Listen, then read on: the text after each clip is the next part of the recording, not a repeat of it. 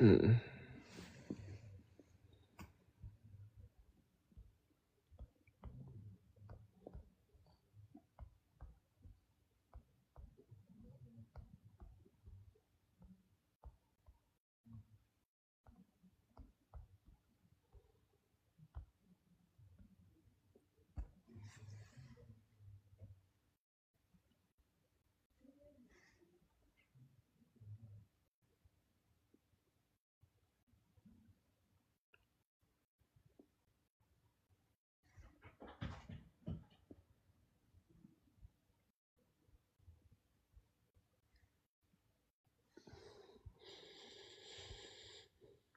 What's up, guys? I'll change the topic. Oh, bloody hell.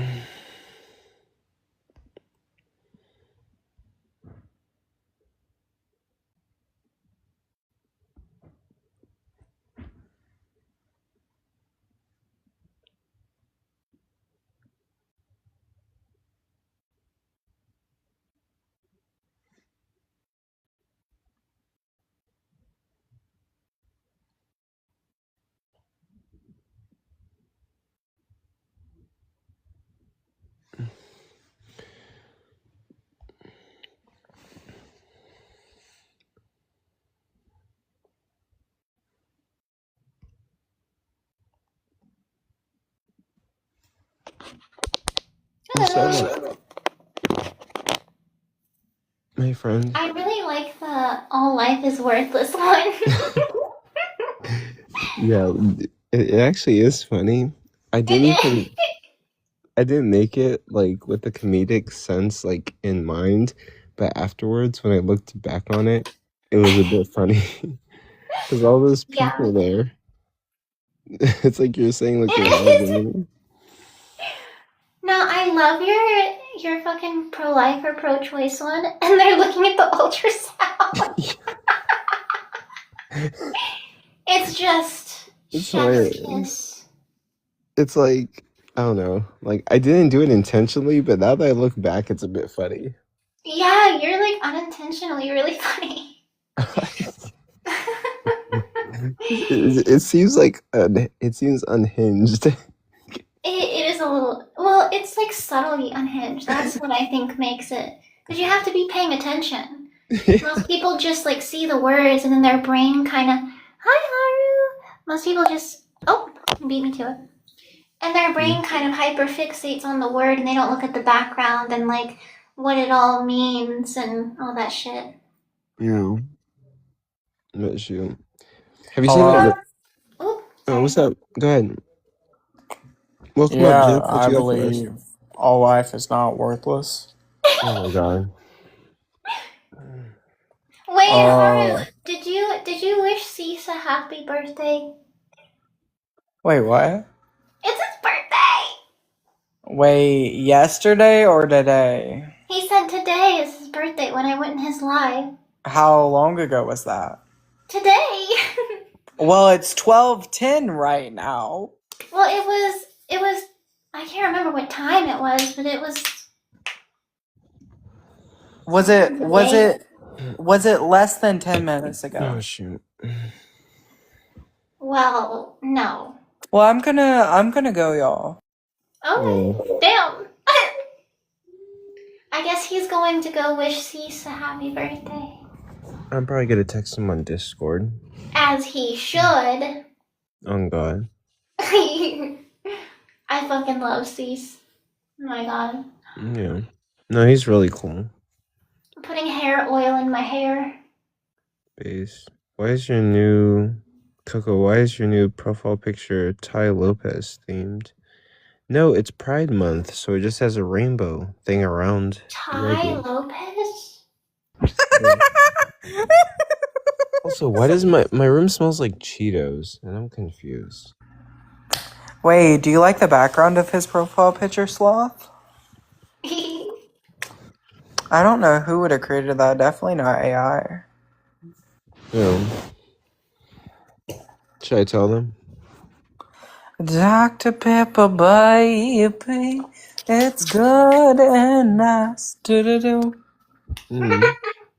But no, life is good. I'm like really tired. Yeah, Sometimes count the epistemological framework that you're actively alluding upon under oh that my god, basis. shut the fuck up. Wow, Anyway, you don't want to understand the terminologies that you're actively displaying under your privatized linguistic model framework?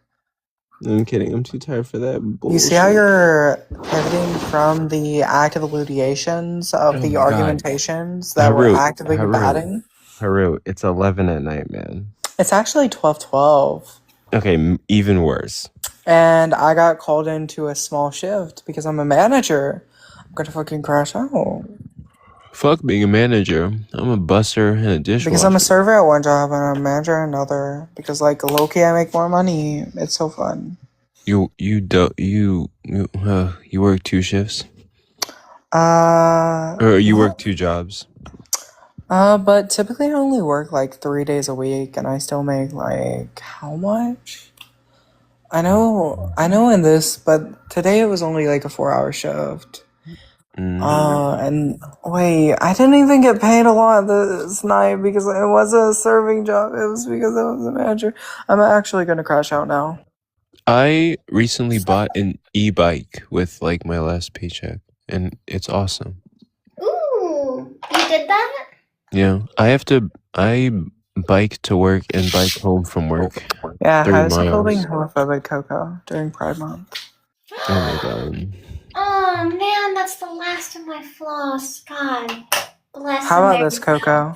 Can I request a prompt? Wait, I have a question. Wait. So you use the string to floss, right? I use both, yeah. I use traditional string floss and I also have a water pick. And do you use one piece of string for all your teeth, or? Yeah. You use 20 different strings. Okay. One for each gap, Coco. And basically the goal is just That's to push. proper hygiene. Well, hold on. Wait. Basically, the goal is just to push debris out from in between your teeth. No. Essentially.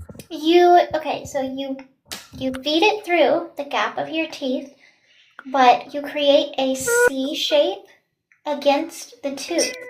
And you don't go back and forth like God, how do I like frontwards and backwards with the string like a saw motion? You go up and down the side of your tooth. Oh. Wait, Coco, do you not floss? I water floss, but I don't use Okay, buddy. floss, but I don't believe you. I Or do maybe need I to. do. I do need What to I don't know, You see how Coco won't let me request a prompt, Clover? Oh my god. You didn't even give the prompt, or did you? I wasn't. I've asked Coco for 2 straight months now to run a Coco, prompt. you gotta use traditional too, bro. That cleans your gums actually. Actually, you're wrong. You're factually incorrect. Like think water's cool, but traditional is like if you use both, it's really good. Yeah. I think my goal is to be a successful, handsome, healthy black man, and I should probably step up my hygiene. You got the black part. You already cooked, gang. I'm sorry. Yeah. I do need to step up my hygiene. I also need to be working out more. I don't work out at all. Oh, I mean, technically at my job, I'm doing a lot of movement and Man, lifting that is not stuff up. working out. Listen, this is what you need to do, right? This is what you need to do. Well, no, but deadass, I come home sore. I also bike to work and bike home from work. Fuck that. This is what you need to do. This is what you need to do, right? We're gonna put you on a program. Yeah. I want you to do this, right? I want you to wake up in the morning. In the morning, you go for a nice little jog, okay? That's what you do to get the blood flowing. And then you gotta either take a nap or you can even work out from home if you don't have a membership for a gym. So you do push-ups, at least 100 in that morning. You do sit-ups. You do basic things until you build up your muscles. Because just because you don't have a gym or membership, you have your body, you have your house or something to move. Okay, that's what you're gonna do. Okay. And then also I gotta eat a shit ton of protein.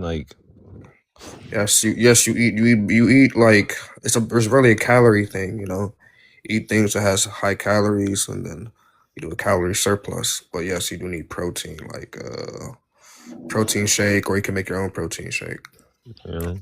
Clover, I didn't know that you were utilizing someone's culture and like basically just stealing from their culture. Black. It's okay. She's black. She's a minority. It's okay. No. The clover, basically, the clover is like someone's culture. I forgot the word for it, but like you're like That's Irish culture. Polish. It's the shamrock. yeah.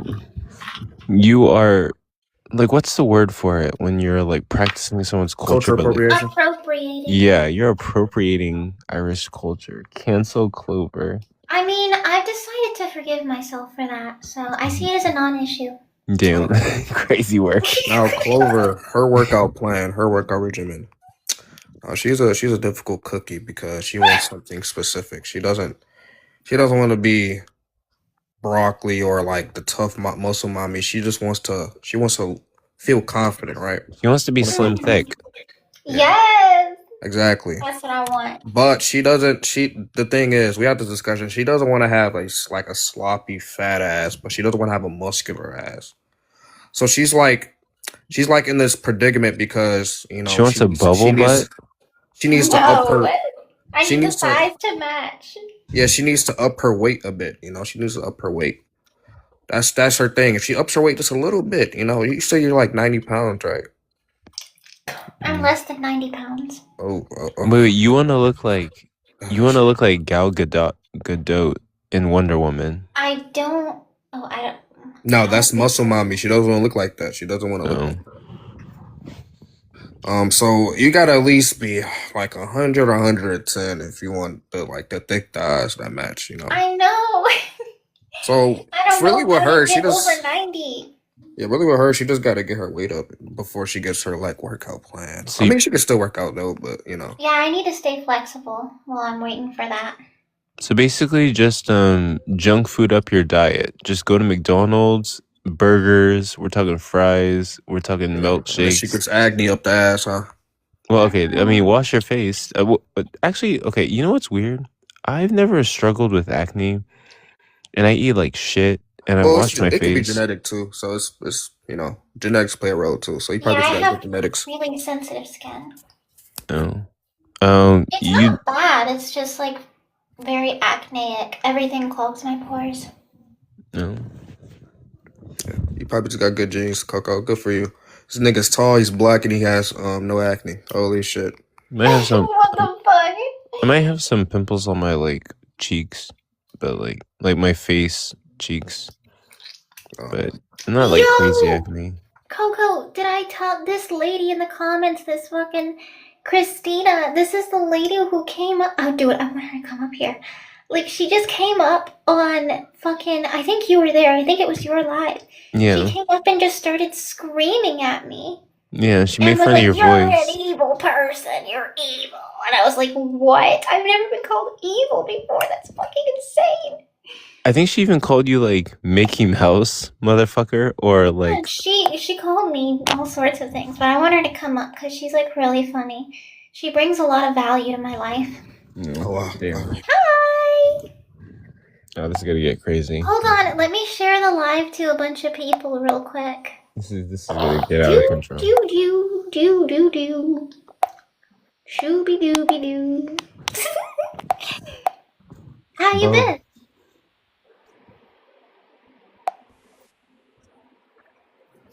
Bobby. I'm pretty good.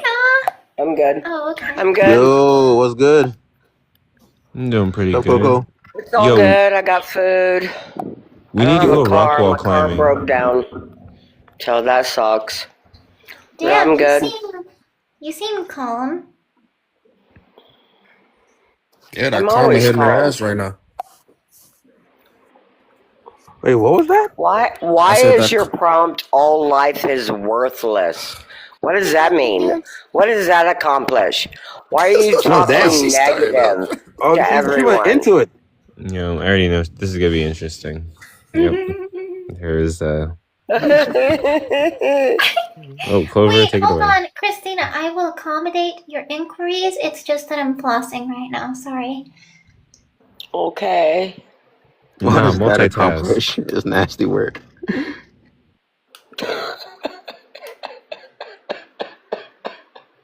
Are you okay? Was that a laugh or a string of coughs? that was a laugh. It was a fart. Oh my god. Well, See, I told you she's fucking funny.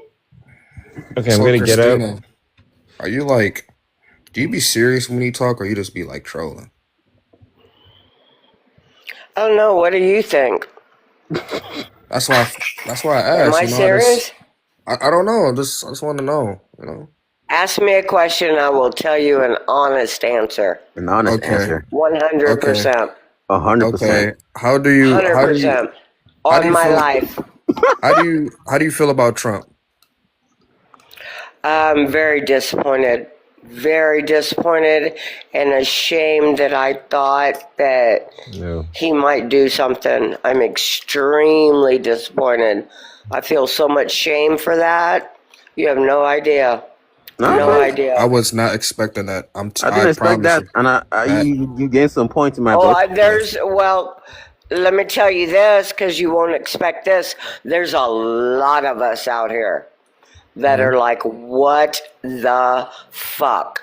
Mm. It was America first. It was give back to manufacturing.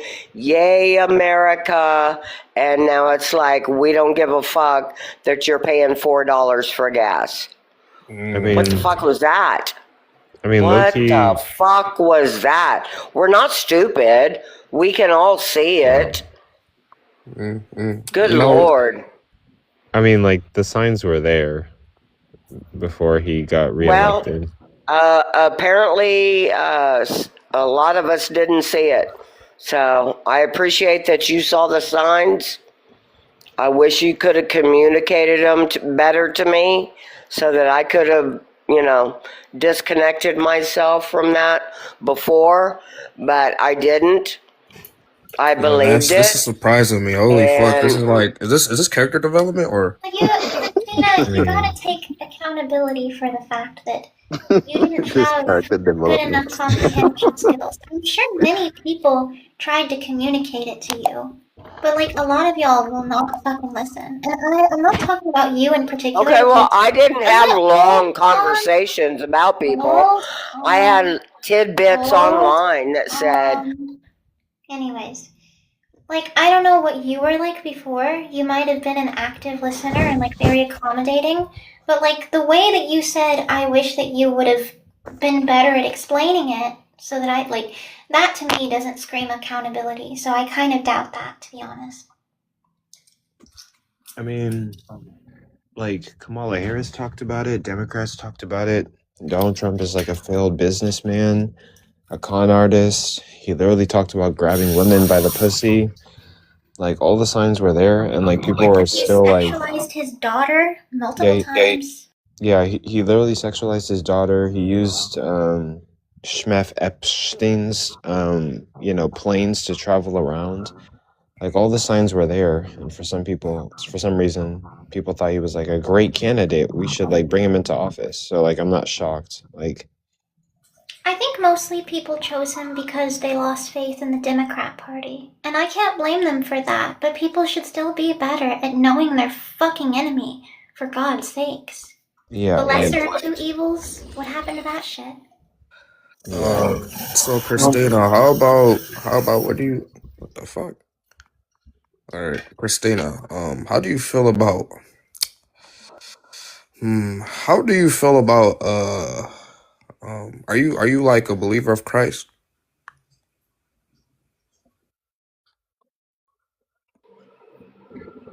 sorry, my microphone just turned off I was asking, without me touching my phone, but I was fixing to say, yes, I am a believer of Christ. I am a Catholic. Okay. And like, do you think that religion has like negatively impacted a lot of people? There's, of course, yeah. There's a lot of people have been negative because people seem to want to hijack religion and twist it to their own personal. If you follow religion, you follow the Bible, then no, it hasn't hijacked you. But there are people follow other people and say, hey, this is what the Bible says. No, it's not. It's not what read it for yourself. That's not what it says. And don't play with me. I don't buy that. So, but there are people out there that do that, and I think it's disgusting. Okay. But I can see people falling for that for sure. I want to have a continued conversation from last night before Coco's live ended. It was a conversation about minds. Oh shit. Oh yeah, I was talking about minds and shit, man. I'm reading on minds and shit right now. Still gotta make notes for that shit, bro. I was just Coco's your live ended when I was talking to Cease.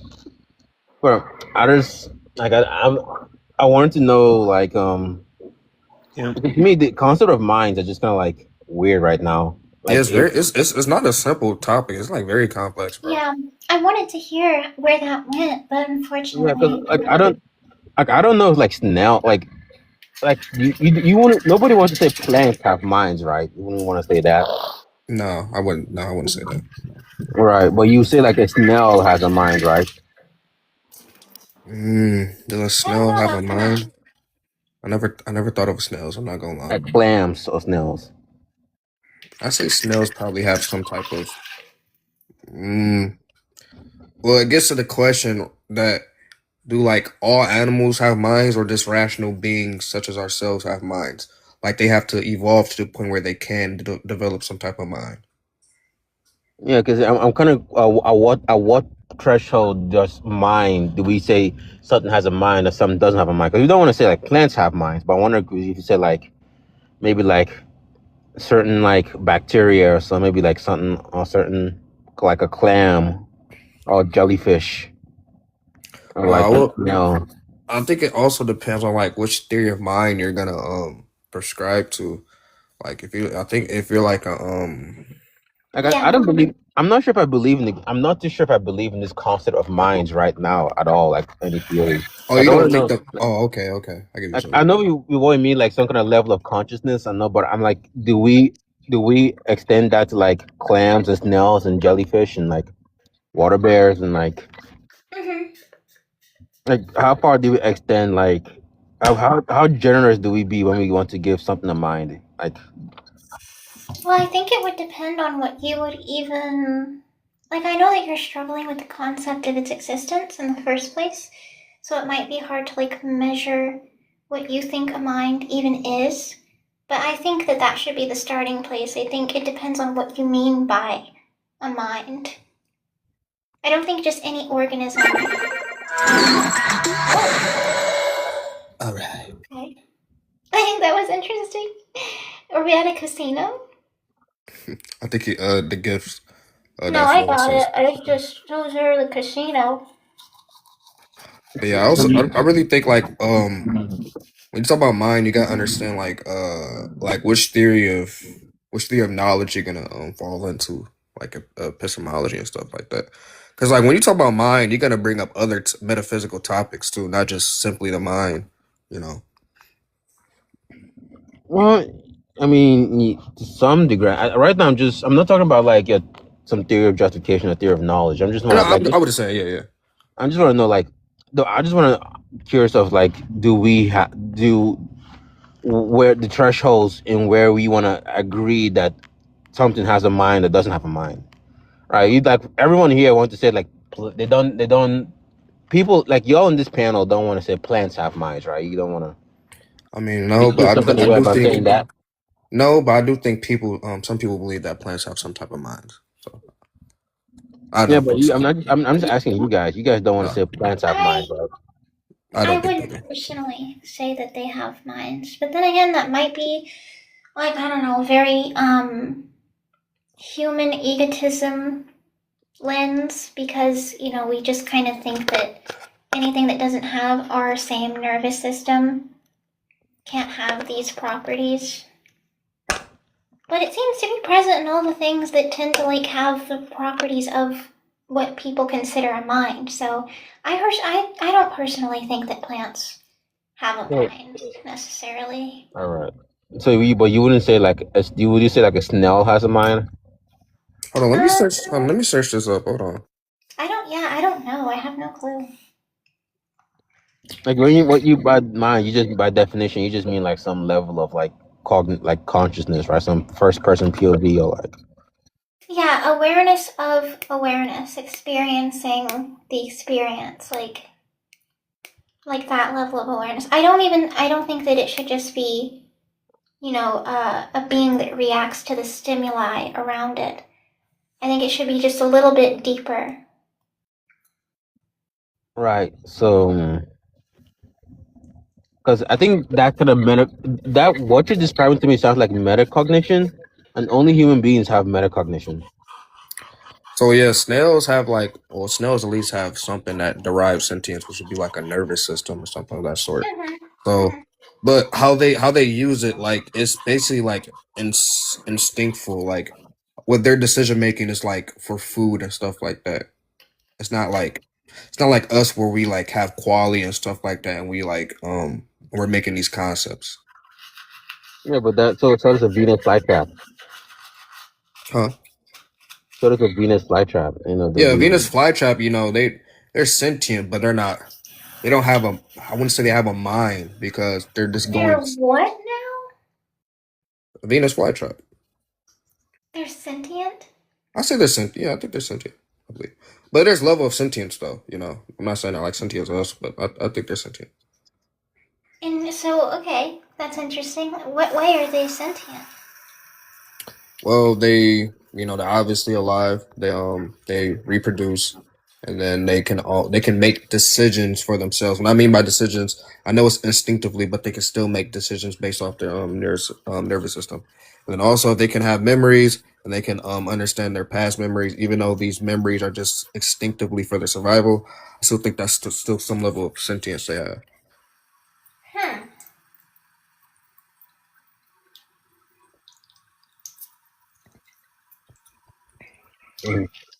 So Plants having nervous systems is new. Yeah, you can say plants are like some form. Plants are like sentient in a sense if you really want to get down to it. But like, I don't think sentience necessarily entails that you're gonna have does a mind. everything that's sentient have mind? Does everything that's sentient have mind? For the record, I'm still here. Yeah. Okay. Would you say like? That's a good example. Is there like a prerequisite to have mind is to be sentient? I would say it's I don't want to say it's necessary because I don't want to say it's necessary, but I do want to say it's sufficient enough. Because, like, for example, do you think like an ant has a mind? No. Yeah. Even though we can acknowledge that they're sentient, they don't have a. But and by mind, we just mean like I don't know if I like Clover's definition of mind. It seems like by that definition, only human beings are capable of having mind. Because the definition that Clover proposes sounds like metacognition, and only human beings are capable of metacognition. I think as of what we know, human beings have minds, but I wouldn't say human beings exclusively are the only ones capable of having a mind.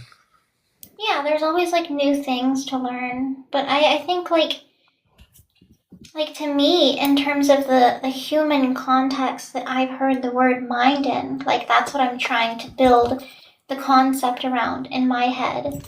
So like all I can really do is just think of a human. Yeah, that makes sense. Like I don't know how else to think about it. I think animals have minds.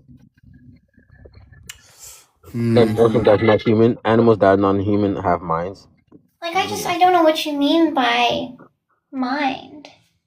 Yeah, maybe not that. Maybe not your definition of mind. Maybe like a definition that's a lot more liberal. Yeah, yours would be much more inclusive to like bacterium and all sorts of things. I mean, yeah, to some degree, yeah. I would say, I think animals can have some form of mind because, like dogs, I would say dogs have like because they're like more complex animals because they can form relationships. They don't simply go based off instinctual things like food and shelter. Because for example, they'll be so loyal to a homeless person even though they're not getting the instincts that they're evolved to have. So I think dogs have some level of mind, in my opinion. And monkeys and cats are very complicated emotionally too. Yeah, They're more for survival though, I'm not gonna lie. yeah. It's just that they don't understand. They can do these things, but they don't understand it. They don't understand what they're doing. They just have the ability to do it. Yeah, but they have their experience in doing it though, right? They could They're experiencing doing it, but they don't. they don't understand that they're experiencing doing it. Yeah, Like you wouldn't say that they understand their experience, right? not so how we They could understand know our experience. they know they're experiencing it, but they don't understand that they are experiencing it. Yeah. Yeah, because that's the kind of definition that Clover wants to use. Like you need for you something that has a mind needs to understand the experience. And I think I'm not too sure if I wanna how I feel about I would say to have a mind like ours, like rational agents like ours, we need to understand. But I think a mind in general, I wouldn't say you have to understand the experience that you're going through. yeah, I think you just need to be able to like experience it, right? I think snails experience things.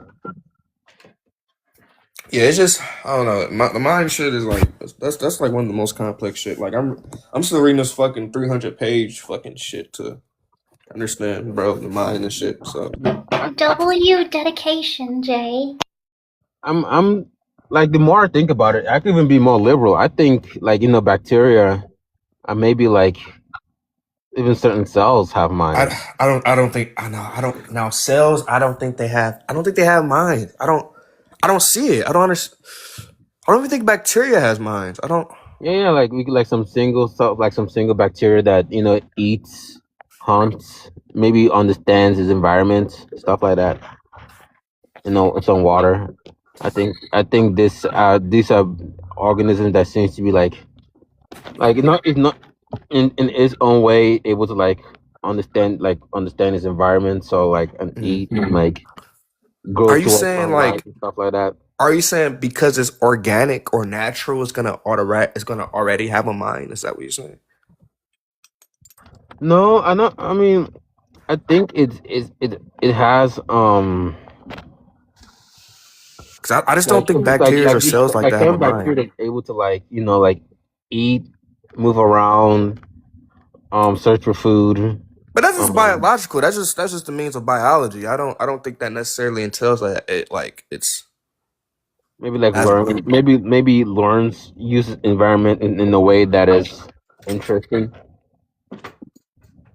I don't know. I wouldn't say that. I wouldn't say that have a mind. I wouldn't. I just Yeah, can't see I it. think this kind of thing, this kind of like organisms, this small singular organisms develop something akin to like um beings that are like experience like doing something, like it's experiencing something. And it's not like, I think it's experiencing something.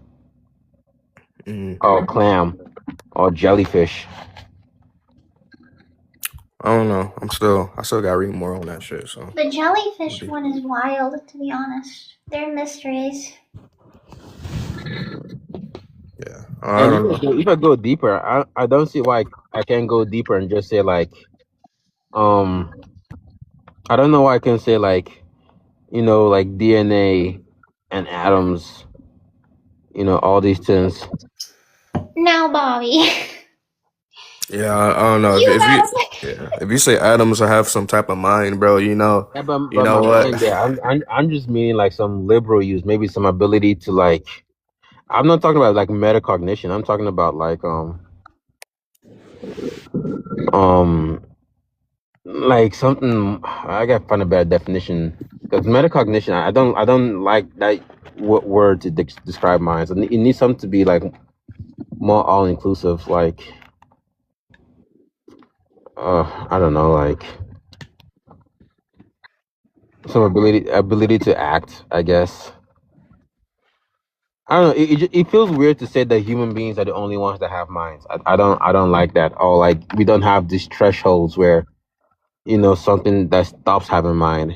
I think that's also weird to me. Like we don't want to say like we're unsure if like snails or jellyfish have minds, but we are really sure that human beings have minds. I think that's weird also.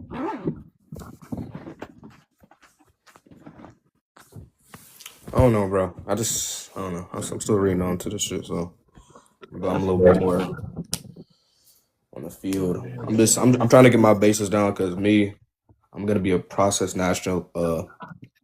naturalist, and then I'm gonna ask Missy. She still didn't send me the paper, but because she said foundationalism, I did a little summary. It sounds valid. I just want to read a paper on it at least. Foundationalism. I don't know. It's what she told me. It sounds valid. I'm like, I think it's valid, but I think there's other ways of justification than foundationalism. I think. I just want to read more stuff like that. So it's going to remain agnostic. It takes you to like a very Christian or very like dogmatic stance from it, like something that's called ultimate truth. I'm not sure what that means there. Yeah, well, I'm not a Christian, so it's kind of. Yeah, I'm getting old. Yeah, you're 25. You're pushing it. I'm 27. Oh shit. Damn. Yeah, you should already have a wife and kids, nigga. Hell no. Nice ass house with a white fence around it with a dog barking. With a snow bunny. There is this. All right, this nigga, bro. Although With the babies whining in the background, hell yeah. Although there is this Latina at work though, low key. Bro, you gotta lock in, bro. Holy fuck, you worry like, bro. You gotta lock in. You worry about Latinas at work, huh? There's this one person. Bro, I'm not coming for no friendly shit. Yeah, I remember here. You were coming at me at Theo's live. Yeah, listen, bro. Don't hate the player, hate the game. Anyways. Wait, the Christian Theo? Yeah, I was like that black guy. Yeah, I was helping him out. Yeah. I think we were talking about like do you think other justifications for like some stuff? I forgot. Yeah, man, Bobby, you need to read up on adductive cases, bro. Like read up on like a Bayesian adductive understanding. Good.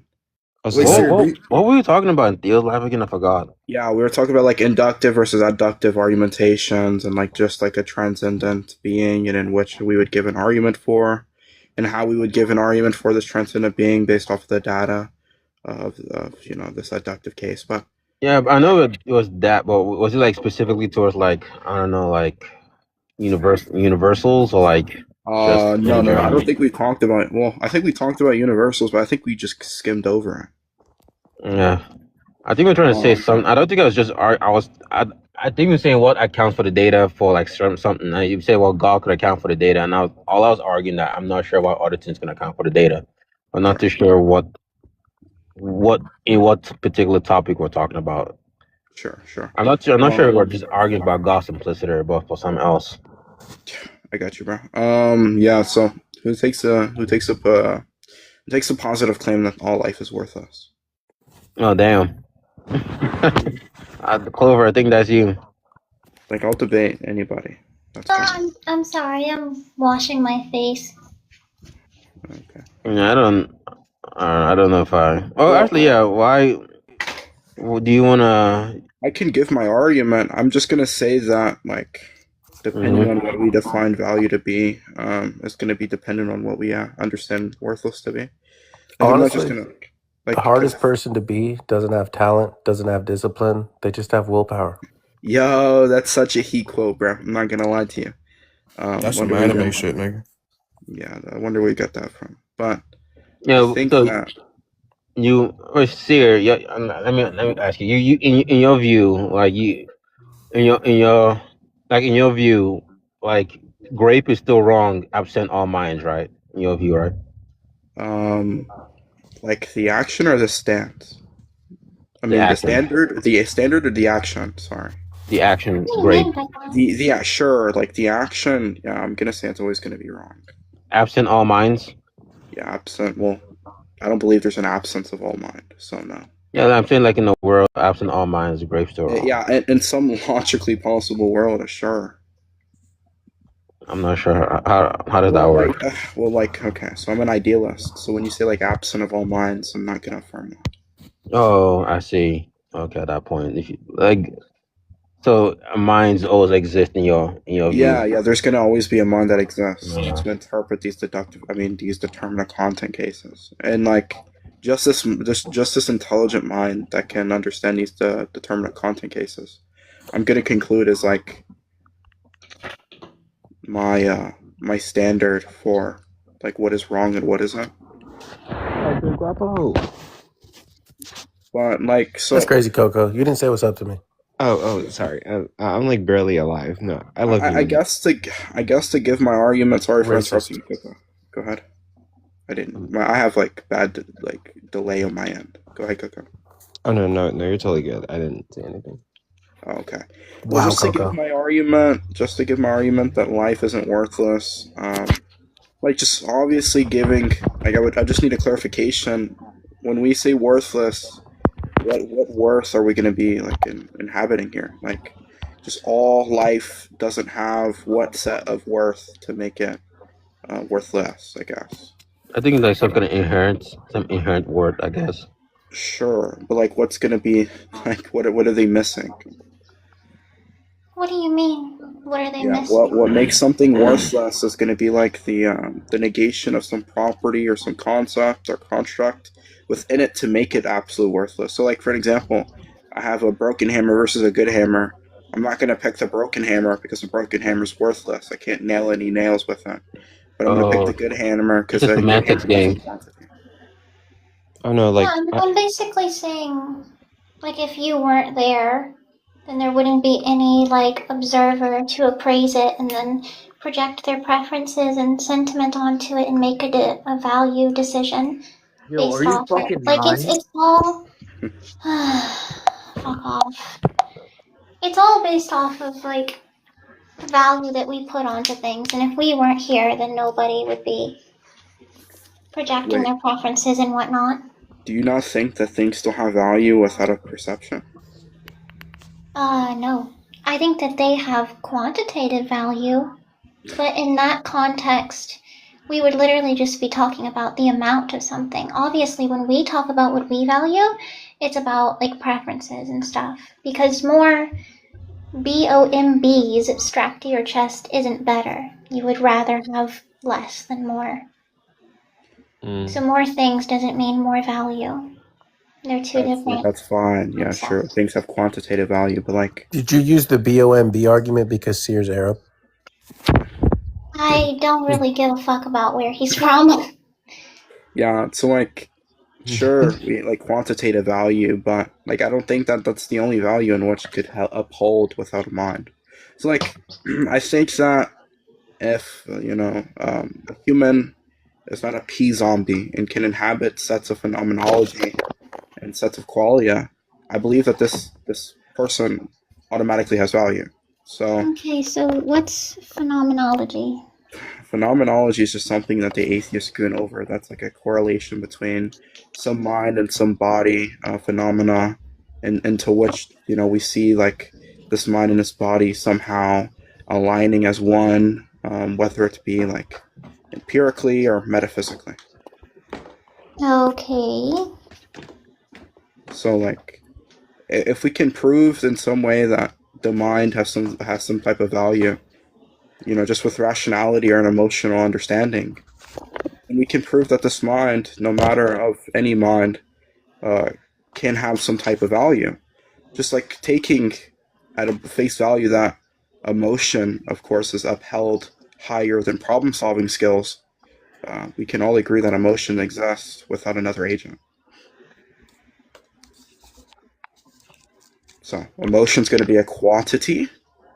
That's not it's going to be quality. That is not quantity given, so it's not like a measured or. I'm gonna be honest with you. I don't fully know what you're talking about when you talk. Yeah, I mean, I can try to explain it. So I'm just saying that emotion is a value. In order for something to be worthless, it has to be absent of any value. If life has value, then life isn't worthless. Life has value, therefore life isn't worthless. Wait, slow down. So oh, sorry. Go back to that second premise. Wait, how did we establish life has value again? Yeah, we're going to establish that life has value via emotion and qualia. We just need to demonstrate that emotion has. We just need to demonstrate that emotion is a value standard. Wait, hold on. Wait, really quick. Oh. Wait. Oh wait. Okay. I'm actually sorry to interrupt, but okay. So like, so I get what Sierra is saying. So whenever we say something has value, it's like in correlation to like some kind of goal, right? So like a hammer has value because you can use it to like nail nails, right? So whenever we're saying useful to us.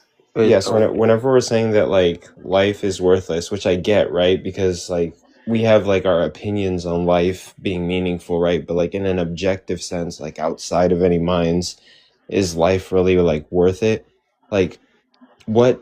Like I know this is kind of corny. I'm not really I'm not when I say life is worthless, I'm not even referring to like the experience of life, because I think not every experiencer, that might be kind of audacious of me to say as a privileged person, but I think most experiencers have experienced something that's worth experiencing to their perspective. I'm talking about like in general, like living things. So like how people prescribe value to them.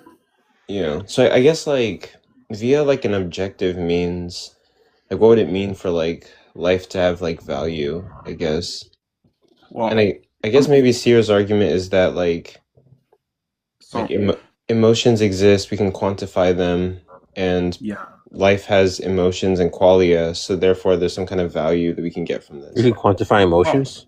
What? Well, we can't quantify emotions in I totality, don't know but we can show show like a quality of emotion. That's all that really matters. Is like there's a quality. So wait, what? Okay, emotions has some kind of quality. What does quality mean there again? Yeah, quality is just going to be like a set of worth. If I'm not like being circular, I don't know how else to like describe it. I'm guessing. That's I'm guessing quant. Sorry, what? To me, that's the issue that it runs into, is that it just kind of seems circular.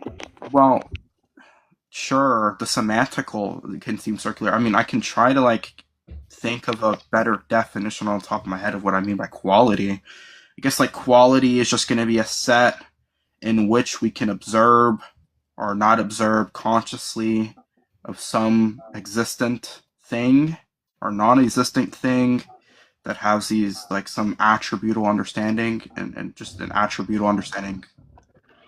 Well, no, that wouldn't work because I'm not sure. Yeah, I chose all life is worthless for a specific reason. Jesus Christ. I was gonna use like value or like no value or not valuable instead. I was like, no, because like valuable kind of pertains to us being able to value something, like the able at the end of it. I'm capable of valuing a brush that works. So like it can be valuable because it can do a thing. So I chose worthless for a specific reason, because I don't think that it has worth, like outside of the perspective. I understand that you think that like things like the mind can't be taken away, like there's always going to be some type of mind, if that's what you said earlier. I can't really remember. Yeah, like I'm going to take an idealist position. Okay, I don't know what that is. But anyways. Basically it means that everything that exists is simply like, okay, this is like dumbing it down like really, really down, but like everything that exists is basically like a dream. It exists inside of a mind. So everything, all of us, everything is simply like inside the mind of God. Yeah. Okay. So interesting. I'm just gonna. So Clover, when you bring up like this worthless topic, in which way are you quantifying worthless? How are you parsing worthless out? Quantifying worthless. Yeah, how are you parsing worthless out? Parsing? What does... Yeah, how are you describing worthless to be? What does worthless mean here? Yeah. Having no value.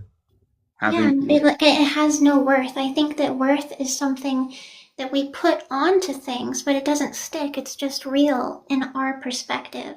Does does emotion is emotion worth? I mean, yeah, if something has like a more positive emotion to it that can make you prefer something, yeah, you're projecting sentiment as well as preference onto things. Yeah, just to hyper focus on human life here, just to like get a standard. Does humans have emotion?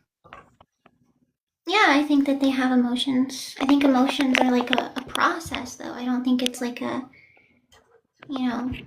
So if you're using if you're using worthless to just mean has no value, and we understand that emotion inherently has value, and people intrinsically have emotion. I think that emotion has value to us, though. That's what I don't think anything has any qualitative value, because that's applied. I don't think that's observed.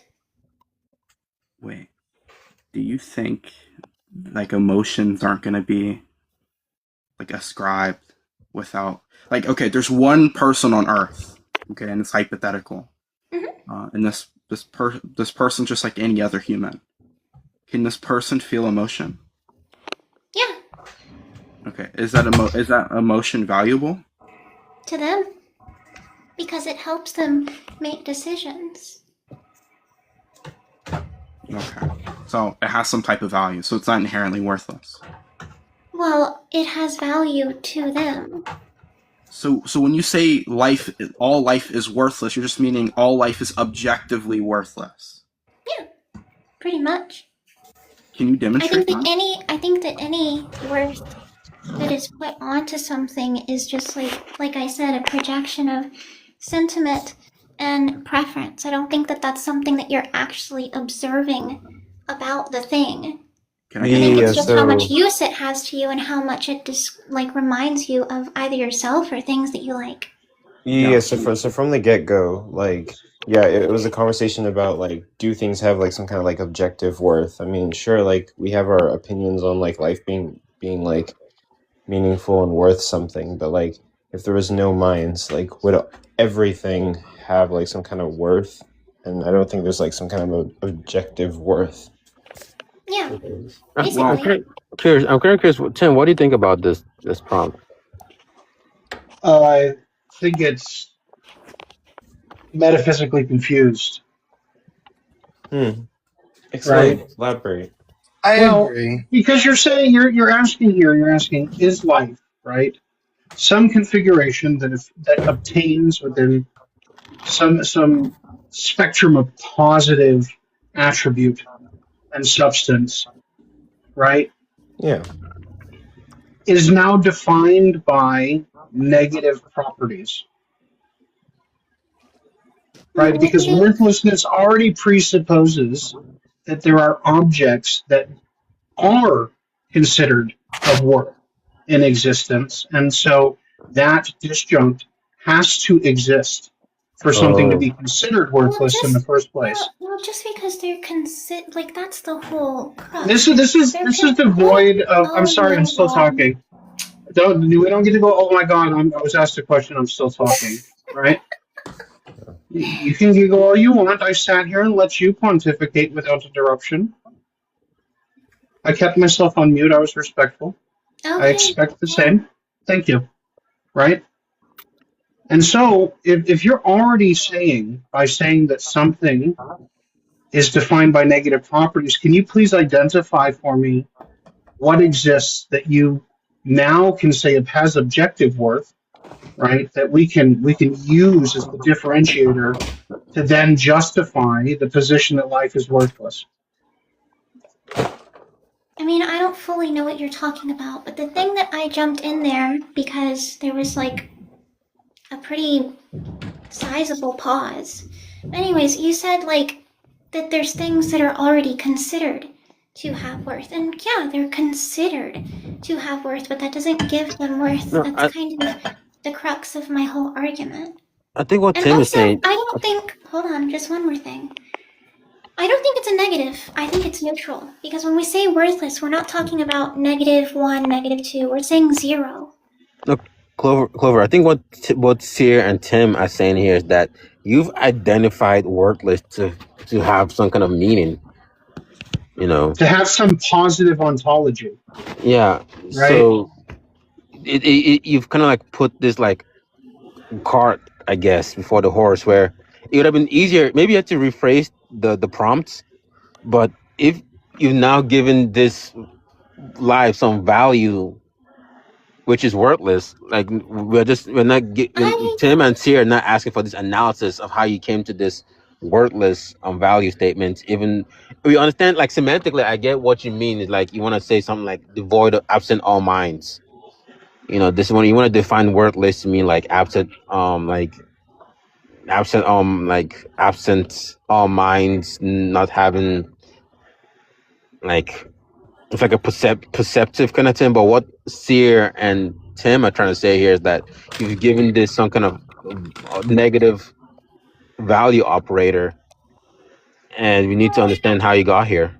Well, I don't know how you get negative from worthless. I think it's pretty obvious that it means nothing, and nothing is more like 0 rather than negative points or positive. That's what I'm saying. Nothing is negative or positive. We put negative and positive onto things based off of our preferences and our sentiment, and everything is just 0. It's neutral. So when How is less negative? Wait, can I? How is less neutral?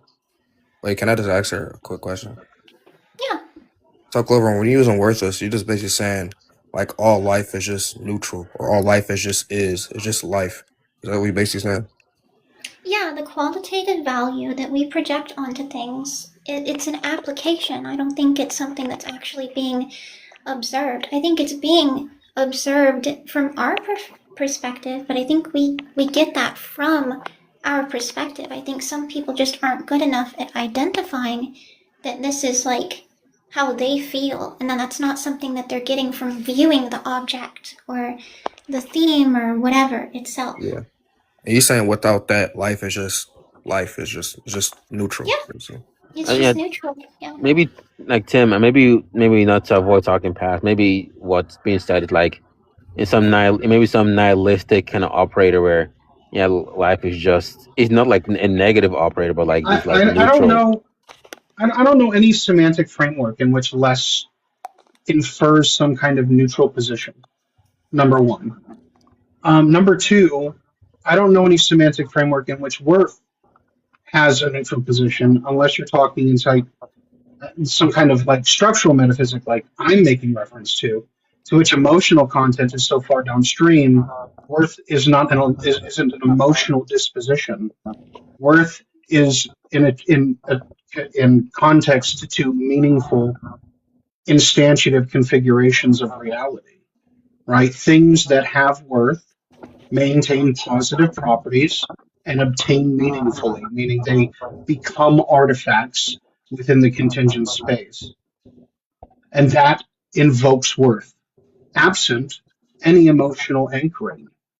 And so to say something is worthless or is to literally invoke that there's an absence. It's a negative property. You can't semantically work your way around that. There's no framework that exists. So maybe there's just because I told you so isn't an explanation. Maybe there's another way to use. Maybe there's another word that Clover is trying to say here that's besides worthless. Maybe there's another word that could be used here outside worthless that could also frame Clover's position very well. That's not worthless, but maybe life is devoid of value. Life has zero value. Just another way of saying worth, pretty much. So worth, value, utility. Does life serve some naturalistic utilitarian function? Yes. Since it has utility, it has value, and since it has value, it has worth. I don't even need God to get to that. Oh, okay. Wait. Wait, life has utility? Well, hold on. Do you need in order to say that something has like zero value objectively, do you need to have something that has some kind of value to show what value means? Yeah, like a hammer doesn't have any value as a screwdriver. And that becomes a valid statement and a sound statement because it doesn't fit the utility and purpose Wait, Tim, can you of a define value? screwdriver. Can you define how you're using that word value? Because maybe you're not using those words the same way. Wait, actually, this is a good point. Like, okay, so like the hammer only has value in correspondence to a goal. So like Clover, whenever you're saying like life is worthless, what would it mean for life objectively to have some kind of worth? I wouldn't know, but I'm saying like I don't see that goal or worth or whatever as being objective. So that's the whole reason why I think that it's just zero. Because I understand Clover's point to me to use value. When Clover used that word value, what is meant there's like mind like stance independence, I guess, something like that. But I don't think you're using the word value the same way that Clover is using that word value. I think you're using it to mean like when you say Yeah, the she's hammer using has it as value. subjective inference, right? Like wouldn't would reality because life is Like, part of reality. Like reality will reality be what's the word? Like Will the it purpose be of existence is to exist. It's not that complicated. Let me Yeah, but what about let me ask the question this way, Tim. In the world where only that one hammer exists, devoid of all minds, does this hammer have value? Yes, in the sense that it's a meaningful configuration, right? This is absent emotional content and mind dependence, right? wait. The fact that it is instantiated as a configuration within reality, as a physical artifact, it's going to have worth and value just from a structural sense. So Wait, so yeah, you're saying the fact that we're using the word value differently. Wait, so you're saying that the fact that it exists, it has value? Is that what you're saying? Its value? Yep. Well, Okay. wait, you're probably talking about a quantitative value. There's one No, hammer. I'm talking about a probabilistic value. Yeah, like someone could use it to do something. No, it has nothing to do with not even utility. that. Just the fact that its existing. configuration has obtained in such a way that it now takes up space as an artifact, right? In a probabilistic sense, it has value because it obtained. So, Tim, Yeah, so Clover, so can you basically, so since it exists. I just want Tim to just quickly define the word. Like, how do you use that word value? Like, what does the value mean to you, Tim? What does that mean there? Well, value is just in reference to like intelligible configurations, right? So if something is absent value, it's absent some positive property. Yeah, Okay, so I get what you're saying. And only artifacts that obtain meaningfully carry positive properties. I don't have to name what the properties are. It just has to have positive properties for it to have value. And then since it exists, it's gonna have positive properties because it's existing. Yes. Positive. Does non-existence have negative properties? Well, it's parasitic upon the positive.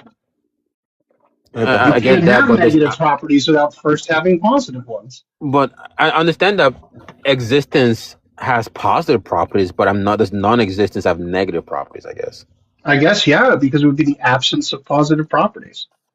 That's why we say non-existence, worthless.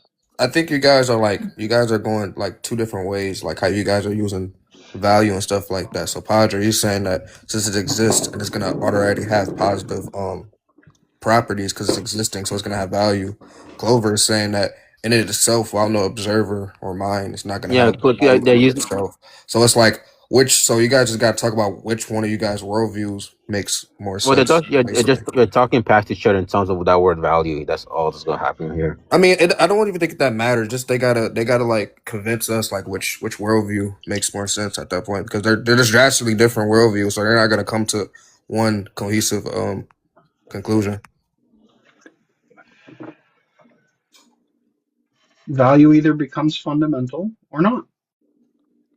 I guess what I don't understand, what I don't get here is like I can imagine like non-existence, and to me, it's some I don't even know what it means to say a state of affair of non-existence. I'm not sure what that means there, but something like philosophical nothing. But that possibility of being able to even describe a philosophical nothingness is parasitic upon something first existing as a disjunct referent. Because nothing is the contra negative to something. Yeah. Contrapositive, sorry. It's the contrapositive. I used the wrong word. It's the contrapositive to something. Padre, and are you using worth, basically, are you using worth as in something that is just something positive? And then if this existing is positive, so if that's the case, then it has to have worth because, okay. Is that what you basically said? Yeah, that's how it would have to have it for us to derive it. Okay. I get his argument. Like, unless you're a content internalist and you're just prescribing transcendental properties to brain states. Yeah. Then sure, if everything's in your head, then there's nothing to provide distinction for value, worth, or anything to be contrasted against. You need differentiation. I guess this is like when people say like God is all good, but I'm not too sure what it means. Like, it's this kind of argument where like God is all good, but evil doesn't actually have ontology, something like that. Or evil doesn't have its ontology. You'd have to hold on to like some kind of substance metaphysics to say that evil has ontology, and then you just simply ask, can you identify the substance that is evil? I like Lestat's version of evil. Evil is a point of view. Yeah, I get it. I think that might be I feel like there's something still missing here. I just kind of think about it. I think both of them are bringing up good points. I just think there's just something that it might just be some weird intuition. There's just something weird to say that a philosophical nothing is it has negative property. There's something about it that just feels that sentence sounds wrong, odd to me. Give me a positive property of nothing. I don't know if exactly. It has. I don't think it has any properties.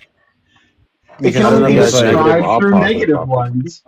Yeah, right? Nothingness is trying to describe a lack of something. So I think that's why it's a negative property.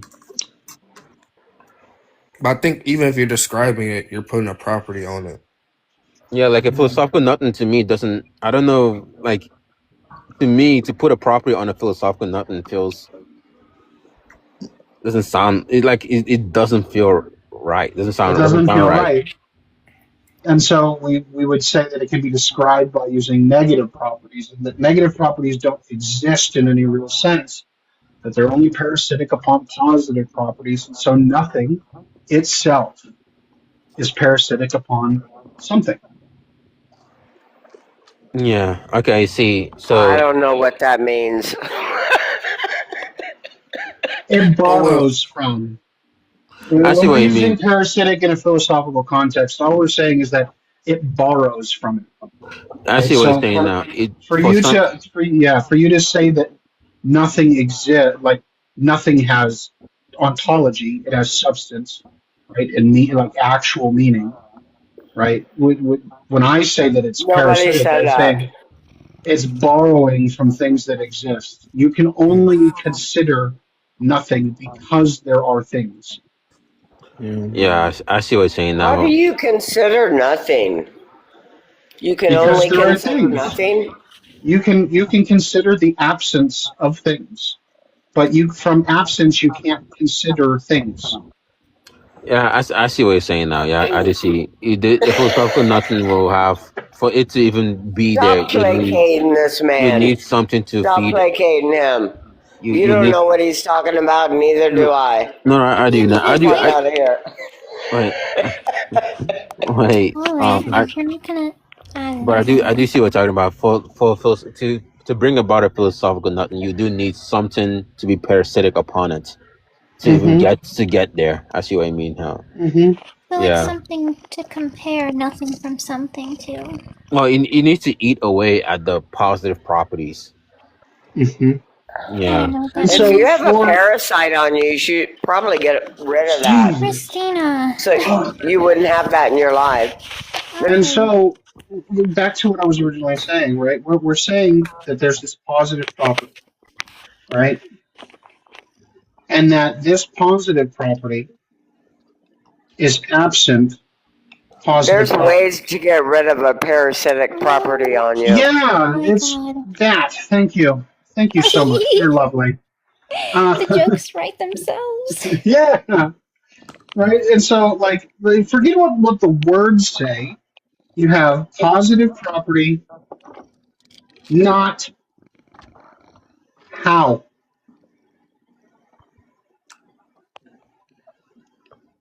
Okay, so that makes sense, and I think this is what Seer was trying to say too. I think Seer was trying to kind of say Seer's one of my students, and yes, that's kind of what he was trying to say, right? Yeah. So Clover, right? You have positive, and then you're saying psych. How? I think but the problem. I don't think Clover is defining value the same way you're using the word value. I'm pretty sure all Clover is saying there is like something like in the same way when we say like someone's an anti-realist about morals or something like that. It's like it's not so much of a value statement, but rather just like a lack of like an anti-realist about values, I guess. You know. Yeah, I think probably it's just projected sentiment and perfection. Preference. I'm not gonna lie. Me personally, I think both of y'all got good points. I don't. Yeah, I'm not fully sure what Padre's saying. Padre is saying he uses worth. Like worth is different compared to yours because, like I said, if something existing, like we brought up the hammer, it's gonna have worth because it's existing, and existence is a positive factor. And that's what we're gonna derive worth off this positive factor. So the fact that it's existing, it's gonna have worth. Yeah, and less is gonna be like a negative factor. So the word worthless has like this. It's like you've already attributed like something to it. But I understand what. Sorry, but Padre, you think that things have worth because they exist? Yes. Oh, interesting. Okay. And it's like in a very real sense, right? And it's mind dependent. It's mind independent, right? Whether or not I have some kind of disposition towards an object does not remove its inherent worth, right? As an object that is obtained meaningfully. Right, that has nothing to do with it. Wouldn't that just be quantitative worth? Yeah, that's exactly what I was thinking. No, because it's a variation. Like each iteration itself is going to have its own worth. But where right, each artifact, because it's its own artifact in comparison to other artifacts that may even be like it, because it's its own configuration. That is a collection of positive properties. Within that configuration, it's going to have worth. I think that you just value uniqueness, which is cool. I do too. But I don't think that people can tell me why something is valuable without telling me why they value it. That's the issue that that's the reason why I decided to create the prompt. Well, Coco created it, but it's my idea. Well, it doesn't matter whether or not I value it, right? This is independent of my own disposition, right? These things would have to be present and already have this conjunct that we call worth for me to associate it with having worth. Well, Clover, do you think it has to carry it? I'm gonna Clover. From Tim's point, I'm just curious. Do you think existence has more value than non-existence? I don't think that it has value, but I think that if an observer values it, then they're capable of putting value onto something. Like, I don't think that it would make any logical sense for us to value nothing over something, because there's no, like there's nothing to project it onto. There's just nothing there. So you truly believe a mind is needed to give something. I do. Yeah. At least qualitatively, not quantitatively.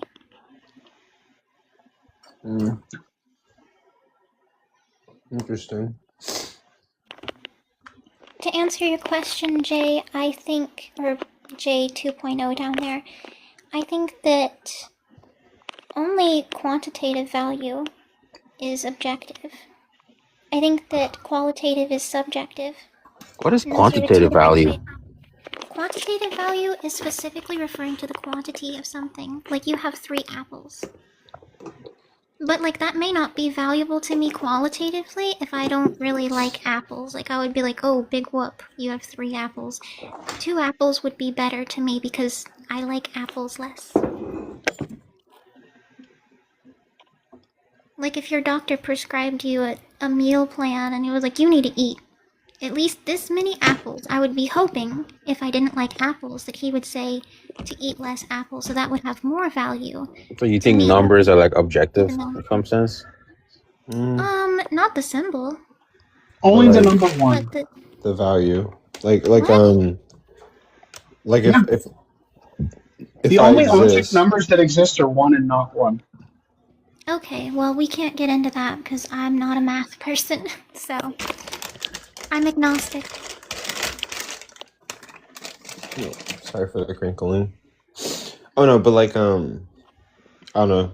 I guess I kind of wanted to add to what Clover said, but like if I exist, right, and there's like 1 cocoa, then like I had like quantitative value would be there's 1 cocoa in the room.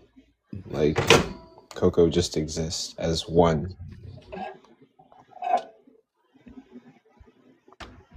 I don't know if that made any sense. But I mean, Clover covered it perfectly. Oh, thank you. Hell yeah. Yeah, I'm probably pretty bad at articulating this, but I do my best. It's kind of odd to say that. At least to me, it feels weird to say that. My intuition wants to say something that existence has more value than non-existence. Maybe something like a weird intuition pump that's going on here. Well, I'll be honest, Bobby. You'd have to concede asymmetric grounding for truth, content externalism, and correspondence. Those are the 3 linchpins for my position. Well,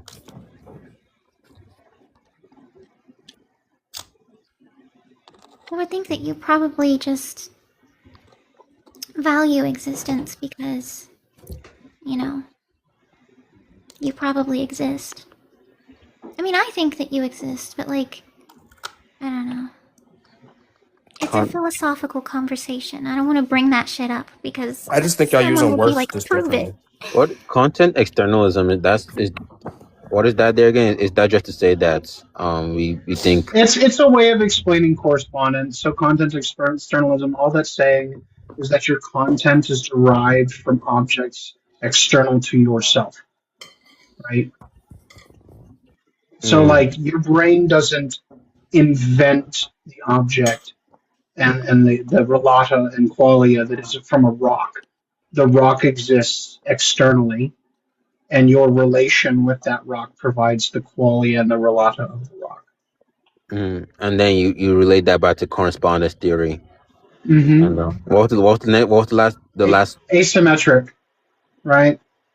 So these, like I was saying, these configurations, because they meaningfully obtain, are going to have worth because they're configurations of positive properties, right? And so for us to get to the point where we can ascribe worth to it, it has to carry that predicate as a property down the line.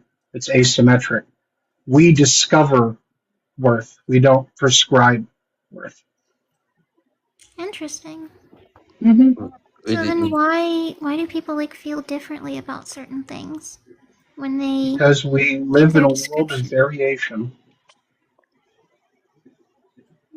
I know, but if it's not there, like if it's not as intrinsic to the rock as the rock being blue, then why isn't like everybody saying, yeah guys, the rock is blue?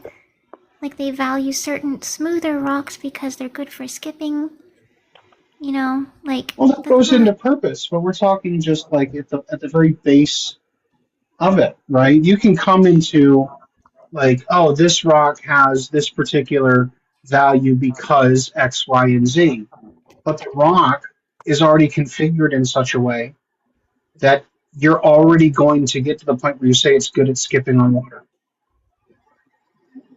It already has the property. You're just affirming it.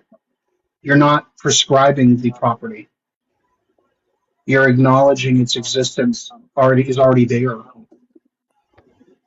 But we only value it for that because we value the activity that we're trying to use it for. So I get what you're saying, and I really like the way you said that because now I know what you're talking about. At least I feel like I have a better understanding of what it is. But I think there feel is a like that's downside still. here to what Tim is saying. Like Tim, at this point, I don't know if anything is, in your view, what is worthless? Because it seems like everything will always have words. There's nothing in your view that's worthless. No, there's like, unless you're talking about, like, it depends on what domain you're referencing, right? If in some like phenomenological like subjective inference, something could be worthless in that perspective. But if we're talking outside of just that singular perspective, it's still going to maintain worth because it Exactly. has positive properties, right? Which means that the issue isn't whether or not this thing has worth. The issue is whether or not you are capable of acknowledging the property and representing it accordingly. Yeah, And that's what I'm saying.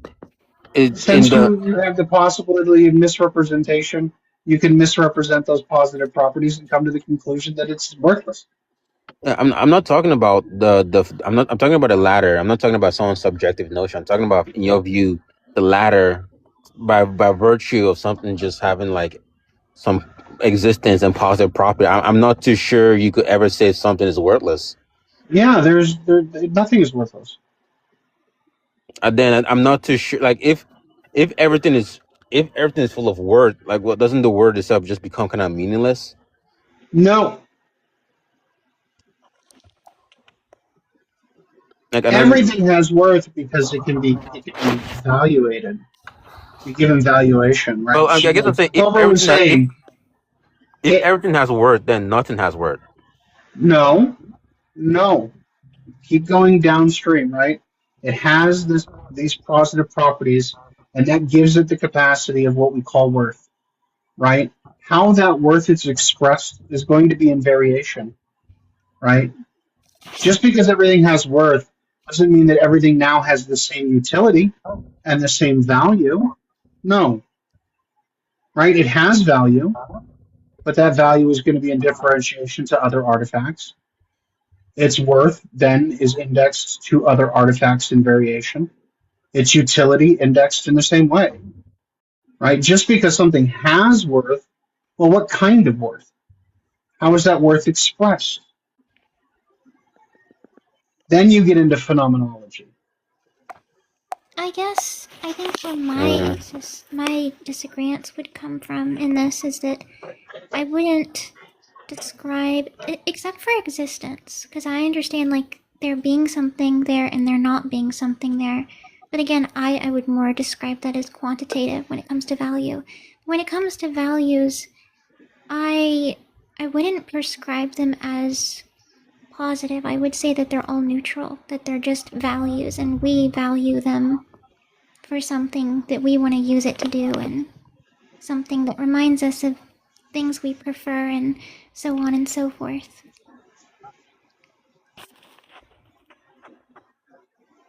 What is it? What is a neutral property?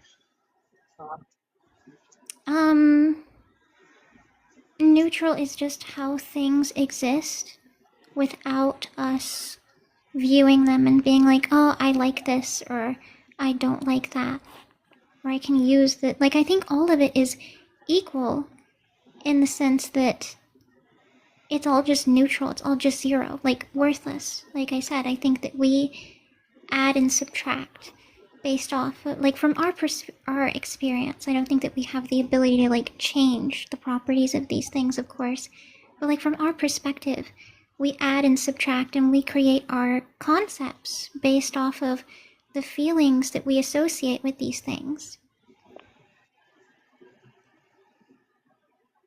Make Pokemon great again.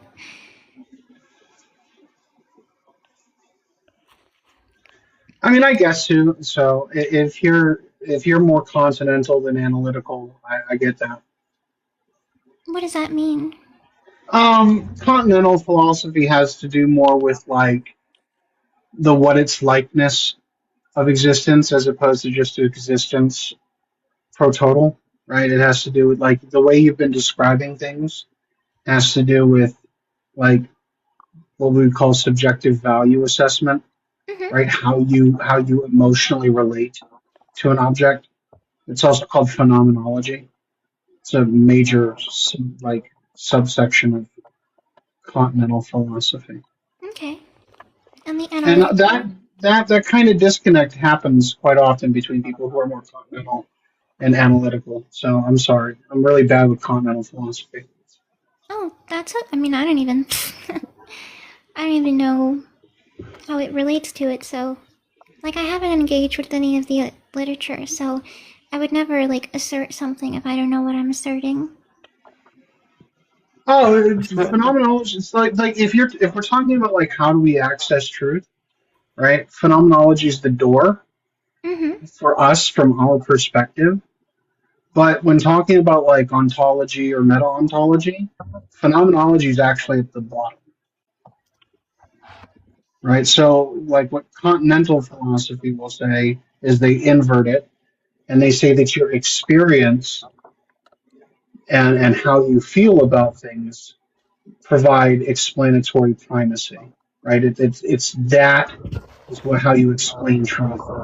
Where people who do analytic philosophy, like ontology and meta-ontology, we say no because you can't trust your seemings, and it's the other way around, where regardless of how I may feel in disposition to an object, there are things about it that are true regardless of how I may feel or whether or not I acknowledge it with my own mind.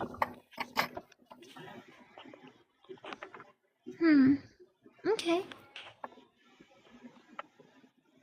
I'm thinking about what you said here, Tim, about everything. There's nothing that's worthless. Everything has words, but it's different degrees of words. Sure, from our perspective, there's degrees of worth. I can't look at something just because it doesn't meet some utilitarian, quota in my mind and say that it's worthless. Like, it still has worth. It just doesn't have utility for me. It just feels like I might not be saying right, but it just feels weird to say. Like, it feels like you're there's this bullet being bit. If everything has word, it just seems to be the case that word just becomes somehow useless at that point. Oh, to me, it just seems like if life is, and really and truly, it's supposed to be like all things are worthless. That's my view. But this seemed a little bit more, inflammatory.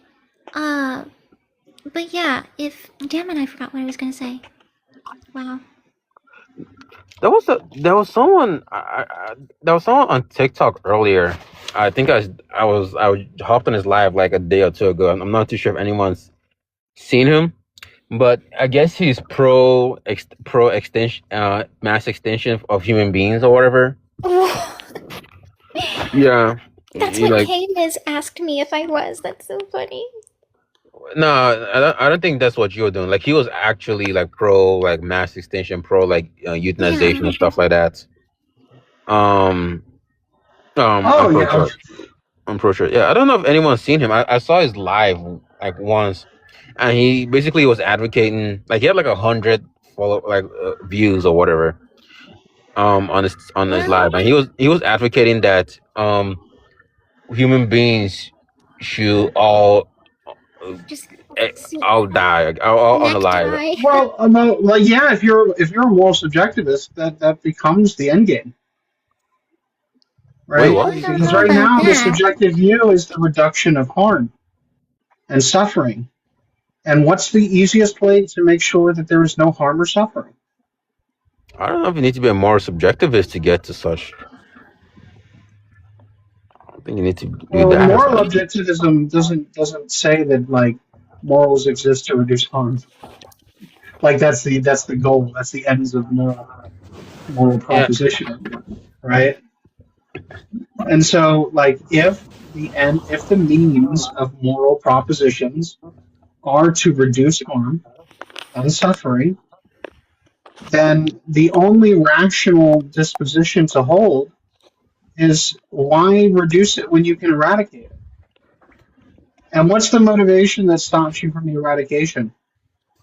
There really isn't one, because that's the best solution. Yeah, and I guess that's what he was saying. So I basically, yeah, that's what he was saying more or less. But I questioned that. I went up on his live and I questioned like, all right, let's just say it's the case, but the reason the reason given the harm reduction, I guess justification was like suffering. He doesn't want to exactly. He thinks suffering is bad, and I'm not too sure why I should like. Let's say I'm a subjectivist as well. I'm not too sure why I should believe like all suffering to be bad. Like. Yeah. No, it serves a utility. There's utilitarian purpose in suffering, believe it or not. Yeah. So why even when we talked about harm reduction and veganism and stuff like that, I don't that know. kind of distinction ratio. I don't think it leads to the conclusion of like mass extinction of the human population. No, veganism doesn't lead to the mass extinction of the human population. Yeah, but if you're just talking about like harm reduction and stuff like that, like I don't know why we should go to the idea of like the mass annihilation of like the human population. I think using suffering as this like justification doesn't make sense to me. Yeah, it seems like an excuse just to like he just wants everyone to unalive. And also, I don't think that he wants that because it goes No, against. he wants that. I was talking to him for like an hour. I think he wants attention. Like he has a Discord about it. I think he wants someone to pat his head and tell him he's such an edgy boy and that he's so bold and unique. And like this is his words. This is his words. He has a Discord about it that they talk about it in, and even people, I guess people has reached out to him about like assisted unaliving, but he doesn't want to do that. In fact, he rather you follow his cause. But when you follow his cause, I guess he wants to like promote. He wants to promote like more like legal euthanization. Legal euthanization and stuff like that. Yeah. So to I guess aid towards the mass reduction, the mass reduction of human beings. So this is I think he's very serious about whatever he's saying. I just don't like his reasoning. I just don't think suffering is good. Because when I keep asking him like why I should think all suffering to be bad. Like I could agree like maybe some unnecessary suffering is not useful. But I'm not too sure why I think all suffering should be like bad, and that should be the reason for like mass unaliving. But he kept avoiding that question. So I think that's dangerous because I don't think he's fully fleshed out his position. I think that's extremely. And he had like 100 people. No one should work out and strengthen their body because it hurts, and that kind of suffering is just bad. Yeah. Everybody should just be lazy, fat slobs. I say this being a fat slob at the moment. But well, you don't have like 100. You don't have like 100 people like viewing you and actually like taking you like actually DMing you for like this. I'm like it was kind of worrying. I don't know. It was. that he had that many people actually like listening to him and actually taking him Oh, seriously. yeah. Bobby, this is just an entailment of no longer having a shared ontology. Yeah, yeah. But even then, it's boring. When you don't have a grounding relation, what do you think is going to happen? I don't know. You get people like him, I guess. Yeah. Ooh, I got a neat question for you because you're kind of like one of those causal infinitists guys too. If I Mhm. grant you an infinite causal regression, how do you explain persistence of identity over transformation? What does that mean there? So as a state is progresses, right? Its configuration changes and its state is differentiated from a prior state. How Hmm. does it maintain its identity? I don't see why it has to. No, it would have to. How do you maintain your identity even though you're under a constant state of change? The the identity could be. Hmm. Hmm. Give me a second. Yeah, it's going to be hard because you have a recursive identity persistence problem. Wait. How would you even? How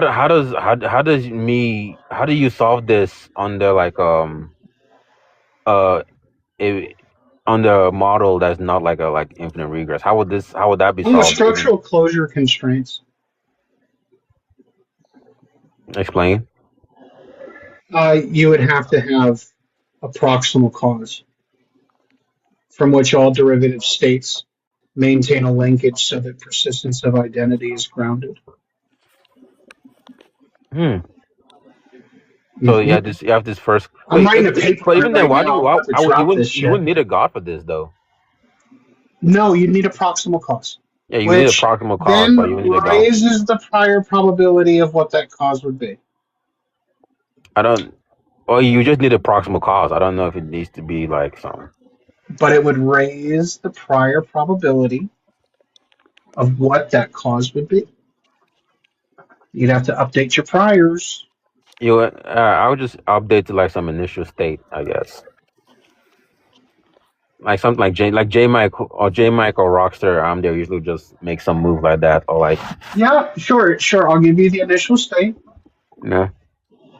Um, How does differentiation persist as fundamental? I guess in the same way that I'll I'll just So mirror that the initial same. state would I'll have to mirror the write. same move that you make. I'll just deny any mental. Mental content? Yeah. I don't deny mental content. I just get there later. It's downstream. Yeah, I'll just mirror the same move. I don't see any reason that it needs a mind. I guess. It would have a mind. It would be a mind. But why would that be the case? It would be structural entailments, right? Within structural closure, its relation is completely internally maintained. And this So can be any like some knowledge natural about disposition. itself, it doesn't have dispositions in the way we have dispositions. I feel like God has natural dispositions. Like I think God has a natural Mm, disposition to create. I don't think God cannot create. I wouldn't consider that a disposition. You wouldn't think that's God. You don't think God creating is not a disposition. Because a disposition entails that they could choose either to or not to, and in sense in talking about like some necessary modality, right? Its expression can only be representative of what it is, right? There is no disposition to be had. It merely just expresses itself as it is. That's it. The dispositions are a contingent configuration. It would have to have the possibility, the capacity to misrepresent itself, and it can't. It can only be what it is. like, but God does have natural dispositions, though. You would agree with that, right? Hold on, No, really quick, really I quick, don't really think quick. God has Wait, any guys. dispositions. Well, Cease to Know is in the live stream. Happy birthday, Cease to Know. Yes, happy birthday, Cease. We His love birthday you. was yesterday. Mm-hmm. Oh, I have a neat little rhetorical argument on trans identities. I've started pitching a little bit. I started pitching a little bit to Cease, but I have it hammered out now. Wait, Tim, you don't think God has natural dispositions? Not in that way. If we're gonna say because a disposition it already carries with it in entailments of Guapo, I have a question possibility, for you. right? It carries, it's loaded, it's metaphysically loaded with the entailment of possibility. A disposition is so, in as much as it could be one way or another, right? There's always the possibility of this thing being not the way that it is. Guapo, I Just have a happens question to be for this you. way. What do you consider the But omni within the property to be? necessary modality, there is no way in which it could not be anything other than what it is. So there isn't a disposition. I have a There's question just for you. the position. I have a question for you, Padre Guapo. Shoot. Well, it's like a twofold question. First, or threefold, more accurately. First, when you say disposition, do you take a disposition relation to be talking about a fact about a thing, like structurally, or if you were to model the thing, the disposition relation would be represented as like a sort of power to enact or entail that which it's disposed to? Or do you think that disposition is like a counterfactual relation where it talks about the possibility and or plausibility of one thing to another? I would go more with the third. That's what I've been explaining. Okay. Well, I would say then that you can say God has dispositions. I personally don't think that's how dispositions work, but I was more so asking because I feel God doesn't have a structure. He's pre-structural. And so any fact about a structure or physis cannot be predicated of God in a non-analogical sense. And when you predicate it of God in an analogical sense, it has to be with relation to the effects of God, not to the actuality of God, because God's actuality is pre-structural. It's not something you can quantify over in any metaphysical model. So it would be that type of invariant thing that's presupposed in every metaphysical model, that which minimally grants it the ability to retain coherency. But since you believe... I've identified that as a triadic model of potence, form, and relation. We'd probably agree on that. But now that you said that dispositions are counterfactual, you can actually say that God has dispositions without being incoherent, because then you could say the disposition is just counterfactually relating to the model to which the effects being measured are being observed. And what that really means is because No, I got you. Yeah, you're right. You got me on that. Yeah. I have no issue saying no, I was wrong on that. So no, you got me on that. Yeah. So God would have dispositions in that regard. That's why I asked, is because I think that you implicitly understand dispositions in the real sense, not the counterfactual sense, where disposition talks about a structural fact about something C, where if C is disposed to the other relata, so what C, like the disposition relation, it has C is disposed to whatever, the thing that it's disposed to, that relation is just a fact about C, that which C can, and when I say can, I just mean has the power to enact the relata. And the power there is speaking about a structural fact, not a counterfactual fact of possibility. And so you can retain dispositions in, like, let's say you're a necessitarian or something. You can retain dispositions as taking, like, the power to X as a primitive that talks about, like, a plausible consistency. Like, if you were to model it synthetically with the thing that you're saying it's disposed to, you could say that the thing has the power to enact it, so it's more expected in a general case, but it doesn't imply a real counterfactual modality. I think Payson said this before, to like escape like motor collapse or something like that. Maybe. It sound like when like is it dispensationalism or something? I don't know.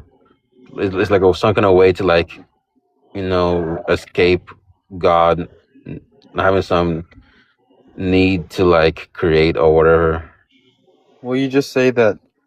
Well, there's an issue where you predicate things onto God, and that goes over all types of predication.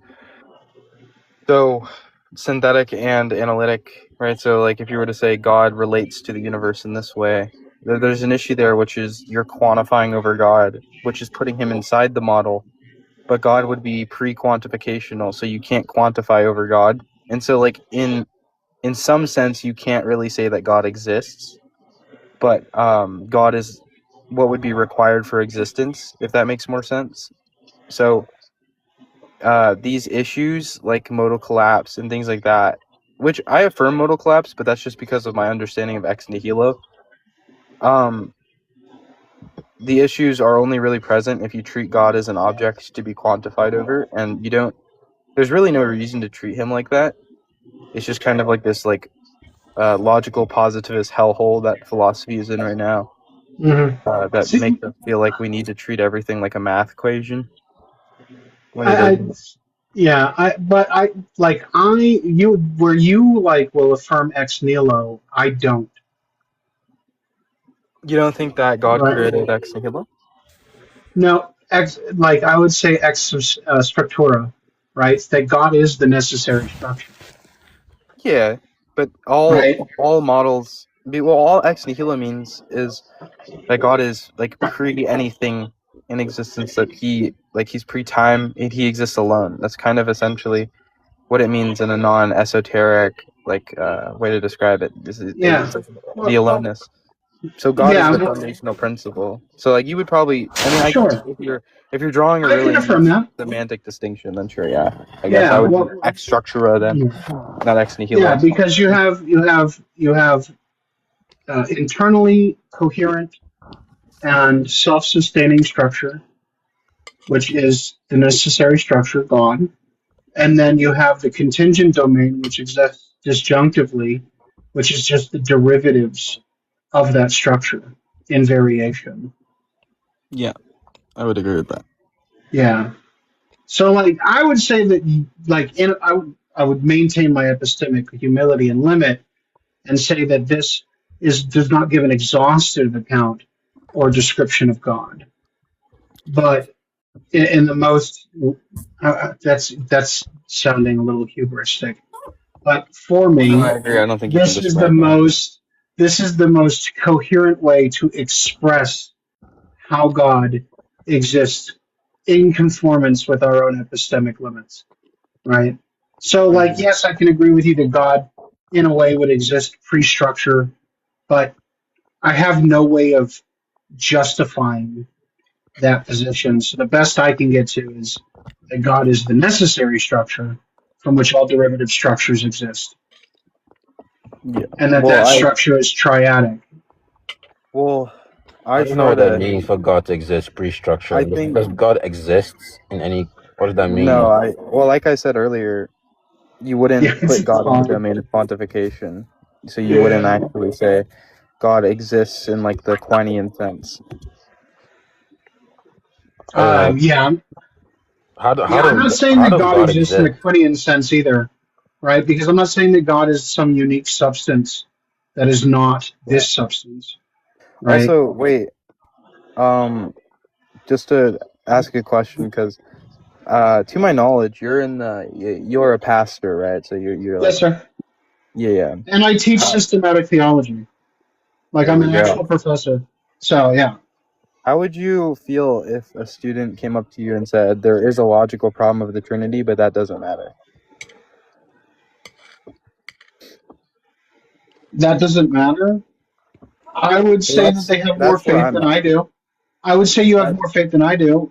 But I would also encourage you to look into structuralism.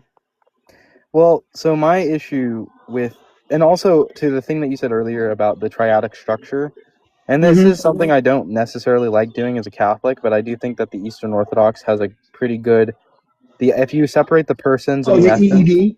Yeah. you could separate the persons and the essence, and you can get the structure as the essentially the structure of the essence hypostasized is the connection between the essence itself and reality. Since the essence is pre-real, there's no way for it to act without the connection with the persons. Maybe something like that. I'm not a scholar, but so what I would say is that, right, what we call God is in reference to a modality of existence, right? And so that modality, when we're making reference to God, is a necessary modality. And for it to exist in any meaningful and intelligible way, it must contain at least these three structural invariants. The first being potence, the capacity of being. The second being form, which is differentiated expression of potence.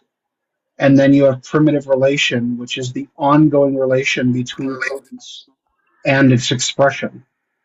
And so for anything else to obtain, it must first contain the capacity of attainment. It must obtain it in its differentiated and constrained way, and it must be have the capacity to express itself through relation. So these three must always be present.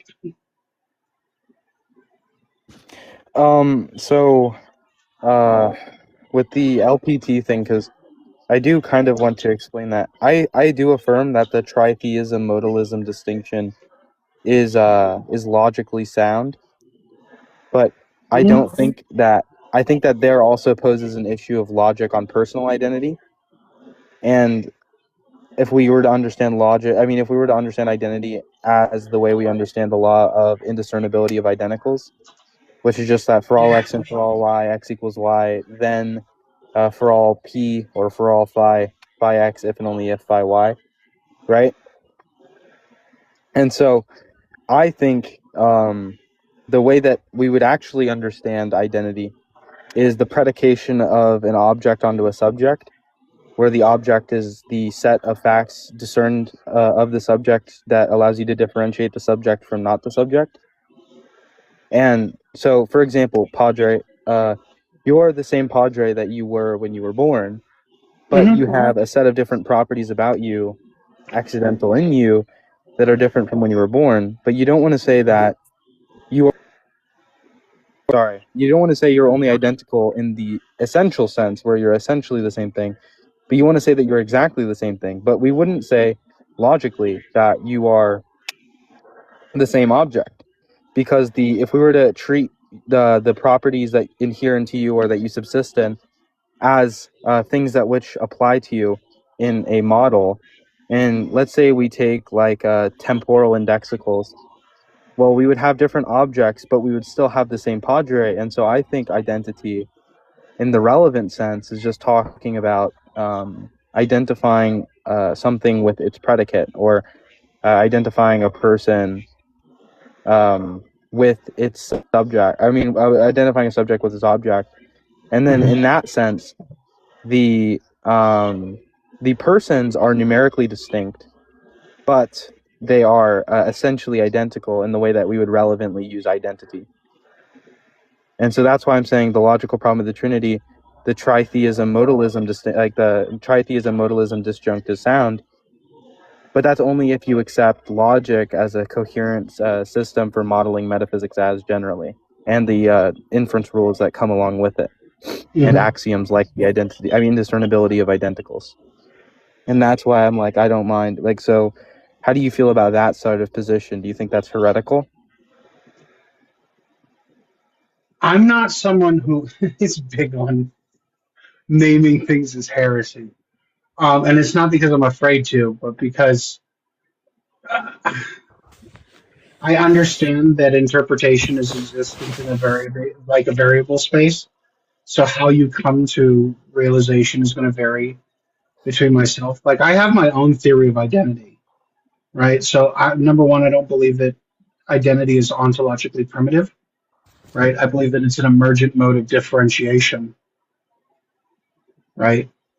And so the reason why identity persists in any way, and the reason why I can say that even in a numerical sense, the infant Padre is identical to me right now, is because it's in the identity arises whenever potence form and primitive relation are instantiated under necessary structural constraints.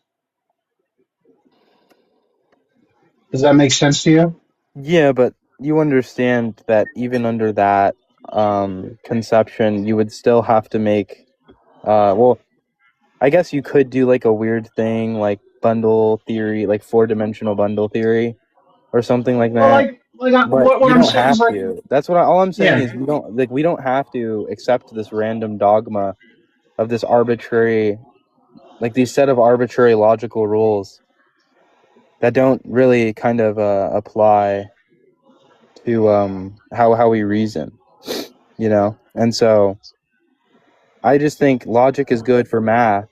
And even in that sense, the logics that you use in math aren't necessary. Like you can use intuitionist logic, and you can use like I don't actually know any other ones that you can use, but you can use intuitionist logic or classical logic Yeah, and get the I same. try for the most part to stick to classical because it doesn't get like yeah, you could hold to some like weird fuzzy logic. Like, do you know Cage? Yeah, of course I know Cage. She's my. Well, Yeah, I think we're cool. I'm not. I don't know how he feels about me, to be honest, but I think we're cool. Cage doesn't have any particular. As long as you can hold a conversation and be honest, he doesn't have problems with people. Based. That's like everybody gives him shit, but he's like probably one of the most emotionally sound individuals. It's not like me and him have tons of conversations. Never once has he been disrespectful to me. Because I'll tell him I don't have an answer for that. I'll come back to you later. I won't try to make some bullshit up or like word salad my way out. I'll literally just be like, I haven't thought about that. Yeah, I mean, but so like that's a couple things, but I do actually have like a relevant person. I mean, Coco, is the live here very academically focused, or is this kind of a chill live that you're hosting? Nah, you gotta keep going. I'm actually enjoying the conversation. Yo, me and you Okay, are we can running this call it shit there. right now. It's just the two of us. Yeah, I'm enjoying the conversation. I don't want to. Are you I have a bad tendency of hijacking conversations. That's my bad. are you like on Sears? Are you friends with Sear? Yeah, he used to call. It was funny. He used to call me his teacher. But no, I haven't talked to him in a while. But yeah, I know him. Why? Are you on? Are you what? Like, are you on any of the Discords? Like, are you on Monkey Boys Discord or? I used to be in Monkey Boys. Yeah, Monkey Boy and I are. I mean, I think me and Monkey Boy are cool too. He wants to have a rap battle with me though. I don't know. I'm a little scared. He has pretty good rap skills. That's funny. That's actually funny. Me and him got into it because I got like super stoned one night, and I said, a thing can be only what a thing is. It cannot be what it isn't. And him and I went for like an hour on him trying to get me to explain that to him. Monkey Boy? Yeah, I was like, a thing can only be what a thing is. It cannot be what it isn't. And he's like, that's not true. I was like, then give me something that is something that it isn't.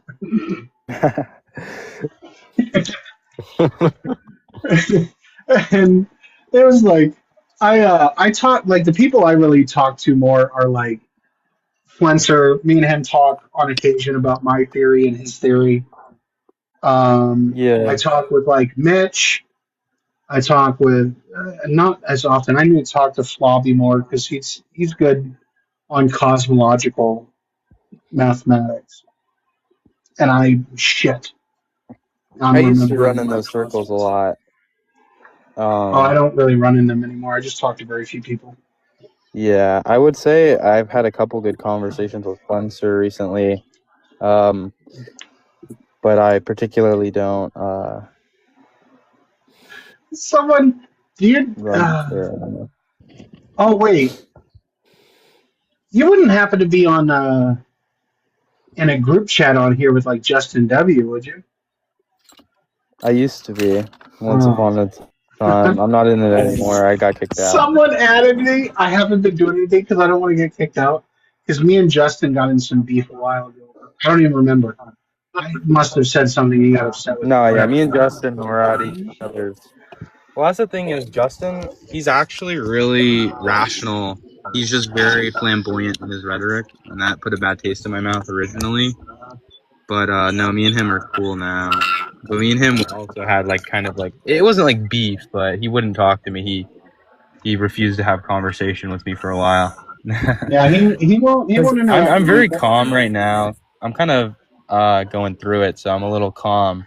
I'm very very very Buddhist at the moment, very very middle pathy, but I'm generally more like I guess aggressive in debate, as it is a sport. If you like in the some middle sense. path, you can always join us over in the Anglican corner. I like talking to Justin W, but no, I'm a Catholic. I unfortunately I do believe that the papacy is true.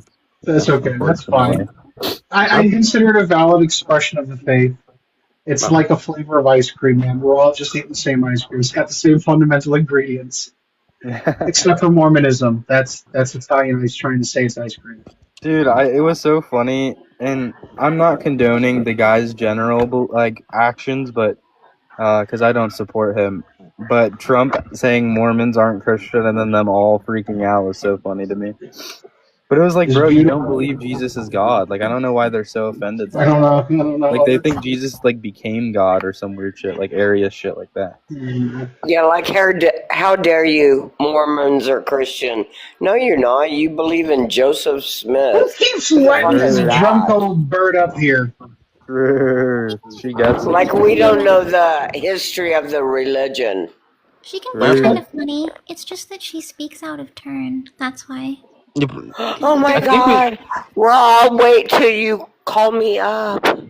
I think Justin call me up. Oh wait, actually, Kiji Simo. Now go ahead and talk for 20 minutes. Kiji Simo can tell you that I'm like kind of an asshole. He doesn't like me actually. It's pretty funny. I think Kiji didn't like me. Listen. Kiji didn't like me when I first met him either. It's fun, dude. I didn't even notice he was here. But yeah, he doesn't like me. That's okay. We're not all meant to be liked by everyone. It's okay. I know. My problem is I care, Christina. I care. My problem with Justin W is nobody on this channel likes me. Christina, I like you. Christina, I like you. I like you a lot. But you can't keep interrupting people, please. My problem with Justin W is I could have good conversations with him, but I don't understand why he hangs around people like Present. It's so hard. Because because what I want to do is I want to go talk to Present, right? And like grill him, but Justin W is always around the corner. To like the second I start talking to Present, the second that he comes in. Yeah, he's like an attack dog. He's like he's the secret weapon of I just don't understand the dialogue tree of transcendental arguments. Like, it's like, why not make the positive argument that's way stronger? Exactly. Or give the justification for why the transcendental argument is a valid argument to begin with, instead of just forcing someone. I don't even know why. I don't like validity of argument. I think validity is like constraining on thought. I don't like that. What do you guys think about? I want it to be sound and valid, right? At least inferentially valid. What do you guys think about what Rasul's doing lately? I don't want to be that guy. No, don't talk to me about that. I don't want to be that guy, but that was a little redundant. But he's been doing this whole thing with the Agrippa's trilemma when it comes to transcendental. Stop it. What? No, so I don't have beef with Justin. I don't think he's a bad guy. But what I find amusing is that he says that Flencer is working on a transcendental argument for atheism, and he's not. He's working on a structural argument for atheism, and I'm working on the opposite. I'm not working on any transcendental argument. Truth, Nick. I am working on a positive property argument. But wait, Oh, there he is. Actually, dude, Seer, we were just talking about you, bro. If he loads Yeah, in. I was just he Guy's on actually McDonald's attends Wi-Fi. a seminary that I'm a professor at. So Really? yeah, he's going to be taking my systematics as well. Oh, based. Yo, what's up, Seer? Wait, is that Professor Ya himself? No, bro, it's SK now. I'm reformed. My Oh, bad. it's Yeah, yeah. I should Professor have SK. known it. You didn't I'm think a that was you? humble. This was you're the whole time. I'm a Yeah, humble What a little chud fishing. dishonest interlocutor. I'm a humble little chud fishing now, bro. I'm The not. Holy Not fucking you. such bullshit. I feel duped. Wait, Tim, what's the issue with Rasol and the whole Agrippa's trilemma, Tim?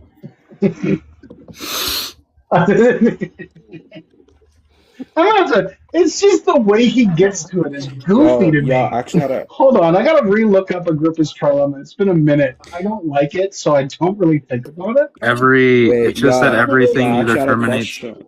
Yeah, what's up? What's up, bro? Yeah, wait, sorry, you can go ahead and answer. Well, I was just gonna tell him what Agrippa's trilemma is, but you could just ask me the question since he's looking it up. Oh, well, yeah.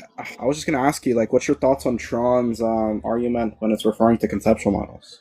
The Bayesian confirmation one? Yeah. The issue is that, well, generally when we're talking about confirmation theory and Bayesian epistemology, a set of people with competing models, conceptual models, converging on some proposition is generally justificatory insofar as when we expect that the models will refine themselves over time given evidence and given no competing explanation. So, like, technically I've actually written a paper on this defending ad populum, quote unquote, but it's really just Bayesian confirmation. And I'm not a statistician, so forgive me if this is not, like, great. But the issue is that the academics that are specializing in this specific area don't converge, and we actually see the opposite convergence. And I've actually talked with Tron, like, very lightly about this, and he's like, yeah, that's probably the better explanation, or the better objection, is that at the academic level there is no convergence, and even at the large scale level there is not a huge actual convergence, like the idea of God differs, things like that. It's just like essentially the referent God is just denoted within the conceptual models, but they don't actually mean the same thing, things like that. And so there's a couple good objections, but I think the overall mechanism of justification is fine. It's just you'd have to argue for the fact that there's no alternative hypotheses which better predict non-stipulatively. So you can't just form a hypothesis and just say this hypothesis fully predicts this evidence. It has to be a non-trivial expectation. And, like, obviously you want to avoid ad hoc hypotheses, things like that, and take into account all the evidence. And if the model that does that embeds into itself the fact or the proposition that which is converged on socially is the correct position, then you are justified in concluding it from the convergence. But I don't think that that's present when it comes to I found where I stashed Agrippa's trilemma. It's under intellectual dingleberries. Yeah, the reason why I don't like Agrippa's trilemma is because it's self-refuting. That's why it's dumb. The minute you accept the proposition, it refutes itself. Yeah, but what Rasol wants to say that God, wait, Christian Flencer, God, come up gets here around if you it. can. Yeah, right? well, because if you accept the conclusion of Agrippa's trilemma that no belief, right, can ever be definitively justified, then the claim itself can't be justified, and it's a paradox. Well, perhaps Well, no. I just kind of like. So it's self-refuting. It's dumb. Are you going to respond to the objection? Yeah. Well, I wasn't. Well, that was. I just kind of needed like a new memory on it. I've been reading up on like Quinean meta-ontology, and just like key apps. I mean, I guess like Tron, because I've been hyper focused on this argument. I'm just trying to learn it. I guess Tron yaps a little bit about metaphysical deflationaries. If you could like explain that to me in like the most simplest level you can without going into depth, like too far into depth right now, how would you? Tron actually, funnily enough, talked with me about this, like, I think last Saturday. So you're talking about metaphysical quietism, right? Yeah. I think the idea is, if I'm recalling it correctly, because this is like a random ass conversation I had in a Discord text chat on Saturday, but if I'm recalling it correctly, the overall thesis is essentially it's a non-representationalist view, and metaphysical quietism essentially wants to say that the pursuit of metaphysics itself is like these sort of linguistic, so it's like very Wittgensteinian kind of, or it's like a linguistic trap where I think that the overall pursuit, and I don't actually know, I don't recall my exact extrapolation, because I remember I had like 3 and he laughed at 2 of them and told me one of them was correct. But I think the idea is that metaphysics pursuit is, or the pursuit of metaphysics itself is foundationally not representing reality in any meaningful sense, and it's just language games, or in a light sense, it's essentially us creating models with no regard to their representation of reality within the models, but instead they're just like I don't know if they even have to be maximally consistent, but I'm not gonna lie, I actually don't think I can very confidently recapitulate the conversation, because a lot of it went over my head, but I think that would be something close to what metaphysical quietism is talking about, is that these metaphysical models are not in any meaningful sense representing reality, and they're foundationally just like a sort of language, or that they function linguistically, not in like the relevant sense that one would want metaphysical models to function dialectically, I think. But let me just look it up. Yeah, for sure, man. Yeah. I mean, I guess that kind of makes sense. If it went over your head, it's probably gonna go over mine. Flencer, is there an issue like some infinite regress in some temporal sense? Okay, yeah, so I was right. It's essentially these things are fundamentally unresolvable, and they stem from sort of like linguistic confusions. Yeah, okay. So it's like a language problem. Now, I was thinking that the evidential state. Okay, anyways, Flencer, I do have a question with you about identity. Damn, I just asked. Oh, sorry. No. Question. You're good. You're good. Sorry, Bobby. What was your question, Bobby? Is there like an issue? I think Tim asked this earlier, but I'm just curious. Just right out of the gate, is there an issue like an infinite regress in some temporal sense? You mean like metaphysically? Yeah. I wasn't having an issue with the temporal sense. I was saying that my issue is with the persistence of identity. Even in through that, transformation. let's just say that, like, if Tim could run that again, like, persistence of identity, is there an issue like an infinite regress there? I don't see an issue of an infinite temporal regress. Not temporal. Tim, if you could repeat it one more time. Oh, no. I said I have no issue with having an infinite temporal regress, but then my issue becomes, how do we explain the persistence of identity amidst transformation of state? Okay, wait. Since I did call Flencer out, I don't necessarily know what Seer was like doing there, but Flencer, within your system, I hear you throw isomorphism around. Do you mean that in like the group theoretic sense, or like the graph theoretic sense? Like, what sense of isomorphism is invoked? Because when we were talking about analogical predication, I thought about it, and I generally agree that analogy, at least you need to change your name back to Ya. It takes me a while to clock your voice. Yo, I had a whole conversation with him and didn't know it was him. But sorry, that was funny. But so my thing, I actually do agree that the theistic explanation loses explanatory power given the gutting of the possibility of an analogy pre-structurally, right? So you wouldn't, in the same way, you wouldn't say that you can make an analogy to any invariant, right? Right? You would say that? Yeah. Okay. So I assume you mean it in like a graph theoretic sense when you're talking about identity, where it's like an ice. Well, when I'm talking about identical up to isomorphism, that's just a bijection that preserves structure, right? So like the mapping between two configurations is 1-to-1. So is it kind of like, I mean, I don't know, this is the thing. I'm not very studied. Like, I've studied a tiny bit of abstract algebra.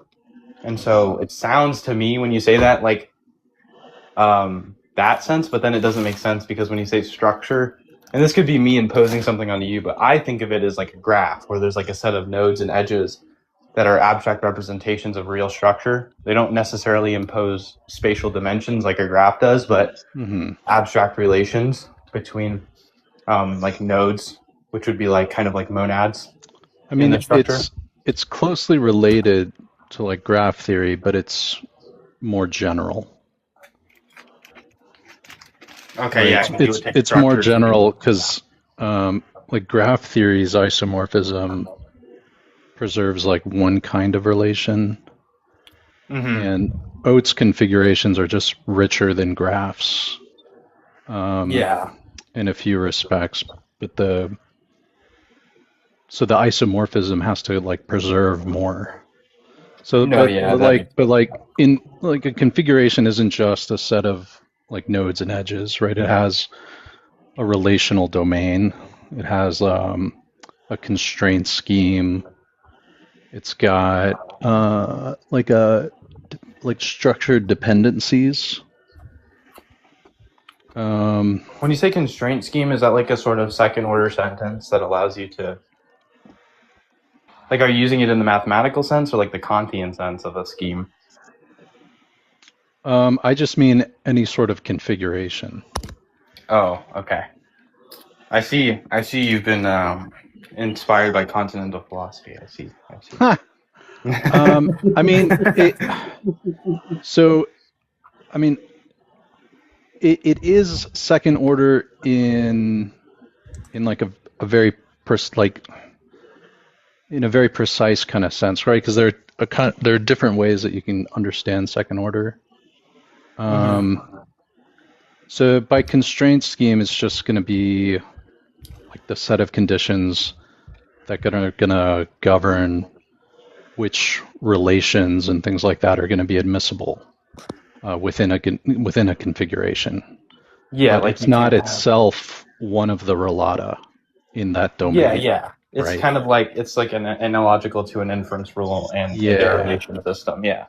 But I think, but it would be a mistake to map Oat constraint schemes directly onto like second order logic in like a technical sense. Well, no, yeah, right. I'm just trying to get, because I also I'm what we call a logical revisionist. So I don't even like the arbitrary standards that are imposed. Yeah, don't worry, I'm with you, brother. Yeah, good. Yeah, it's formalism neutral, right?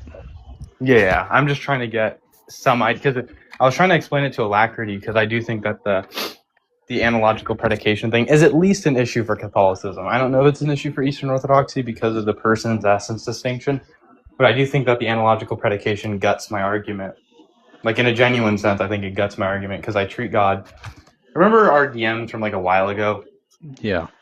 Yeah, that's kind of the same argument I run, but then I do an IBE case, and then I postulate that within an IBE case, like a minimal sense of elucidation creates, given all else equal. So like if one theory has equal predictive power and like all other things, predictive power, explanatory breadth, explanatory depth, things like that, then another hypothesis, then if one elucidates the connection between the expectation, so between the hypothesis and the evidence better, then it's just a better explanation. So it's essentially like any explanation can stipulate a connection, but the one that elucidates it is a better one.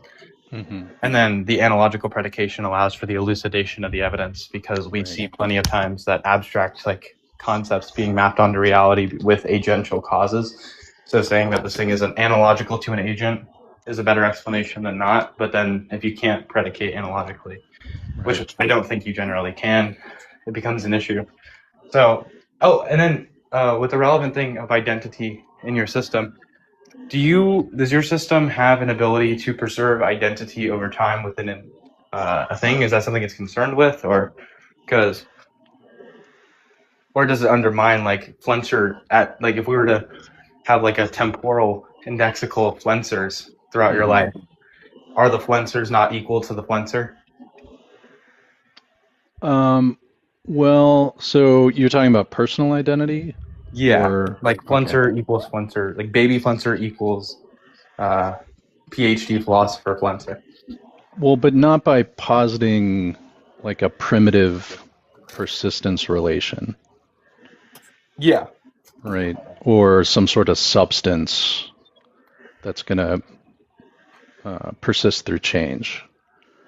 Right. So the sense of identity that's going to be preserved is going to be structural. Right. So through the seventh invariance, which is path dependence, and the fifth, which is closure, and the first, which is going to be identity, right? But that's like this non-degeneracy condition.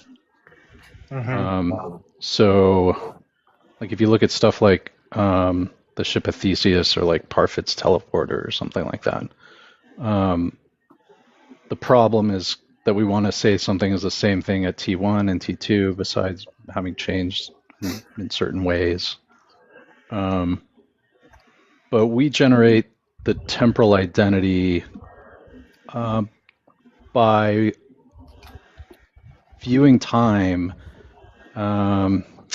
as an index over admissible histories that are going to be like structural histories that are generated by, for lack of it, but like a lawful evolution rule. Right, so a history is going to be like a sequence of admissible configurations that are going to be connected by these propagation steps that are preserving the invariant relations. Okay. That's a little bit more convoluted, but I was wondering what you think of like, because I was talking with another one of my friends, Daniel, recently, and he said that when we speak of identity metaphysically, it's almost identifying or predicating. So identity is not like the symbol that that we equate with objects, because I'm fine with saying I'm not the same object that I was in any meaningful sense, but I'm the same person or referent, which seems contradictory, but I think that essentially we identify with like the sort of, I don't want to say like sortal predicate, but we identify with essentially like when I say Flencer is Flencer, I want to say that there's two things working there where there's a referent and a predicate, and I'm predicating Flencer onto Flencer, and since you can, and when I say Flencers as predicate, I just mean minimally the facts about Flencer that allow you to differentiate Flencer things from not Flencer other things. Stuff, yeah. Yeah. And so, like, this is all relevant because you're obviously well aware of the logical problem of the Trinity, right? Yeah.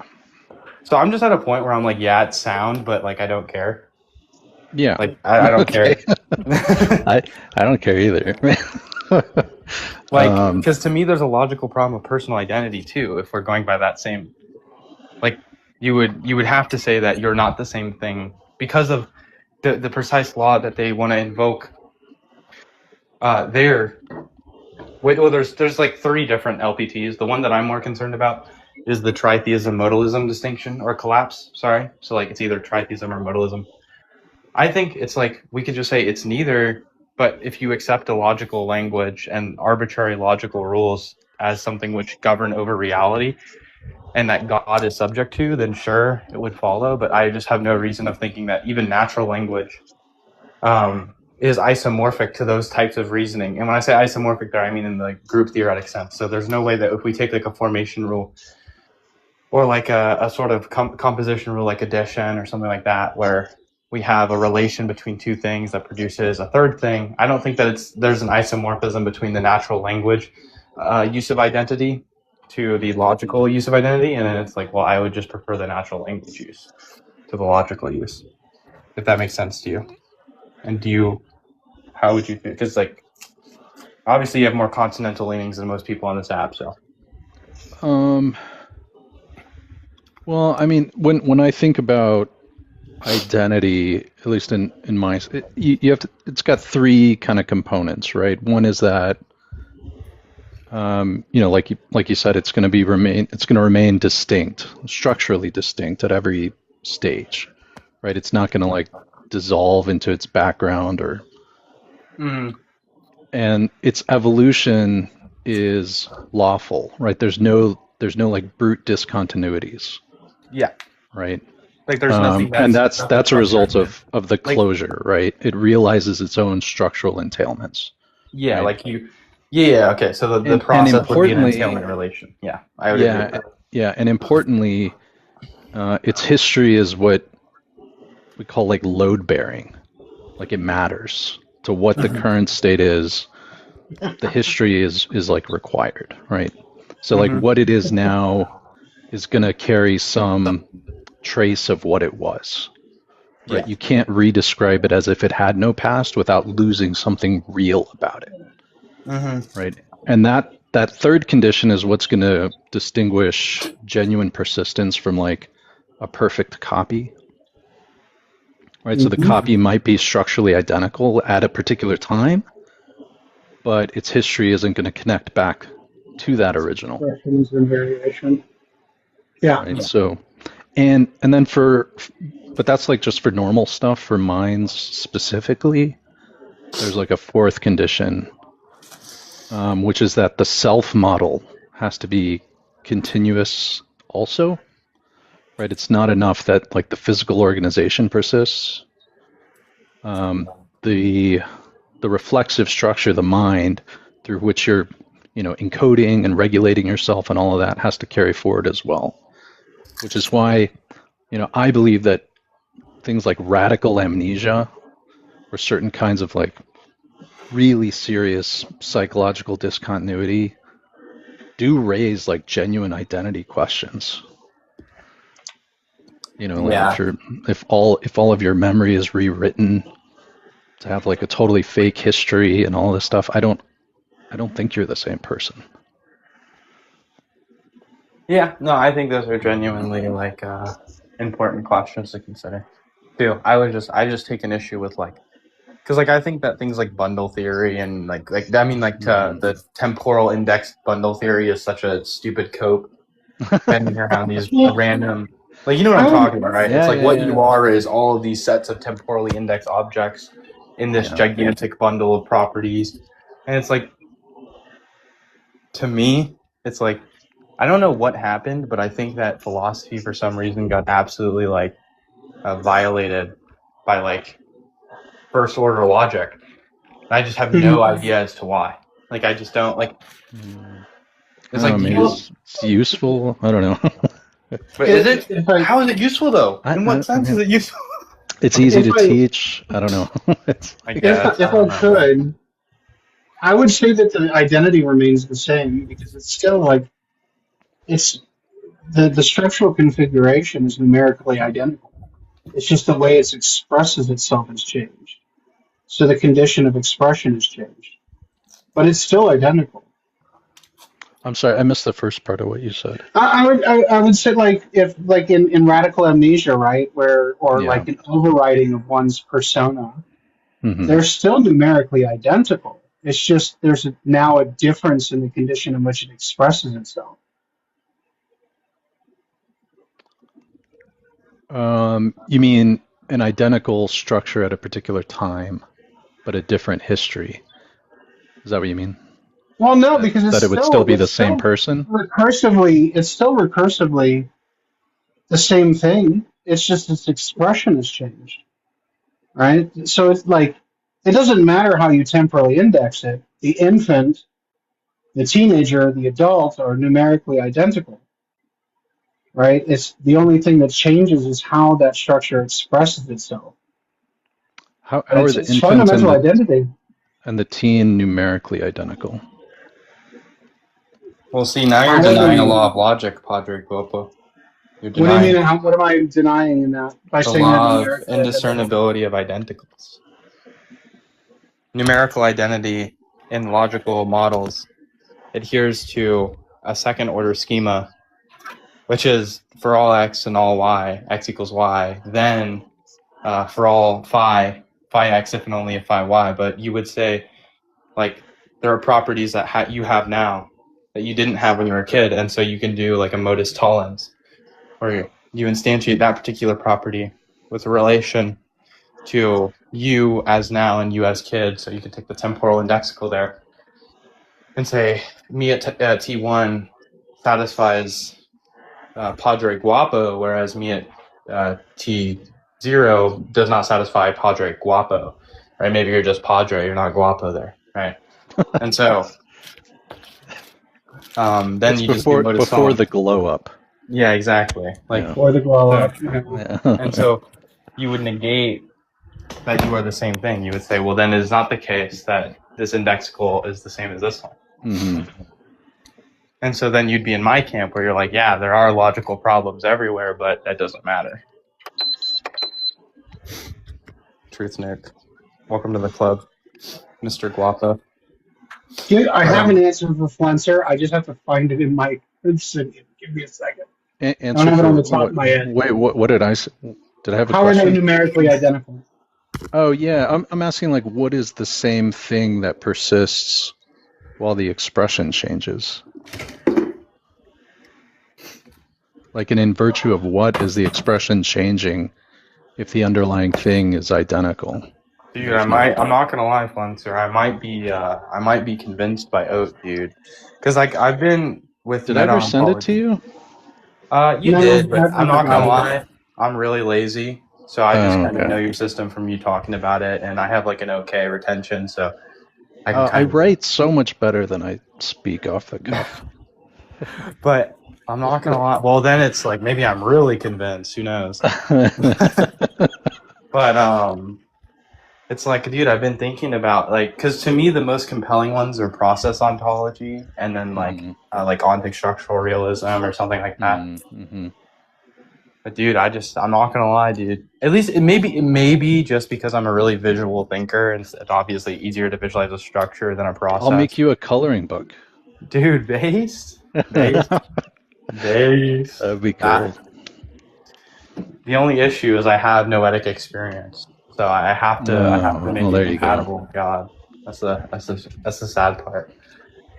Who is that guy? Noetic something or other. It's like really acerbic, kind of Irish or Scottish or something. The only one I know that starts with an N that sounds foreign is Numinal Agent, but I don't know. Oh, maybe that's who it is. Is this PFP like a mine Silver with electricity Surfer? coming out of it or something? No, maybe it's Silver Surfer. It could be. But dude, wait. So, do you accept that there's a relevant distinction between the phenomenal and the numinal? Yeah.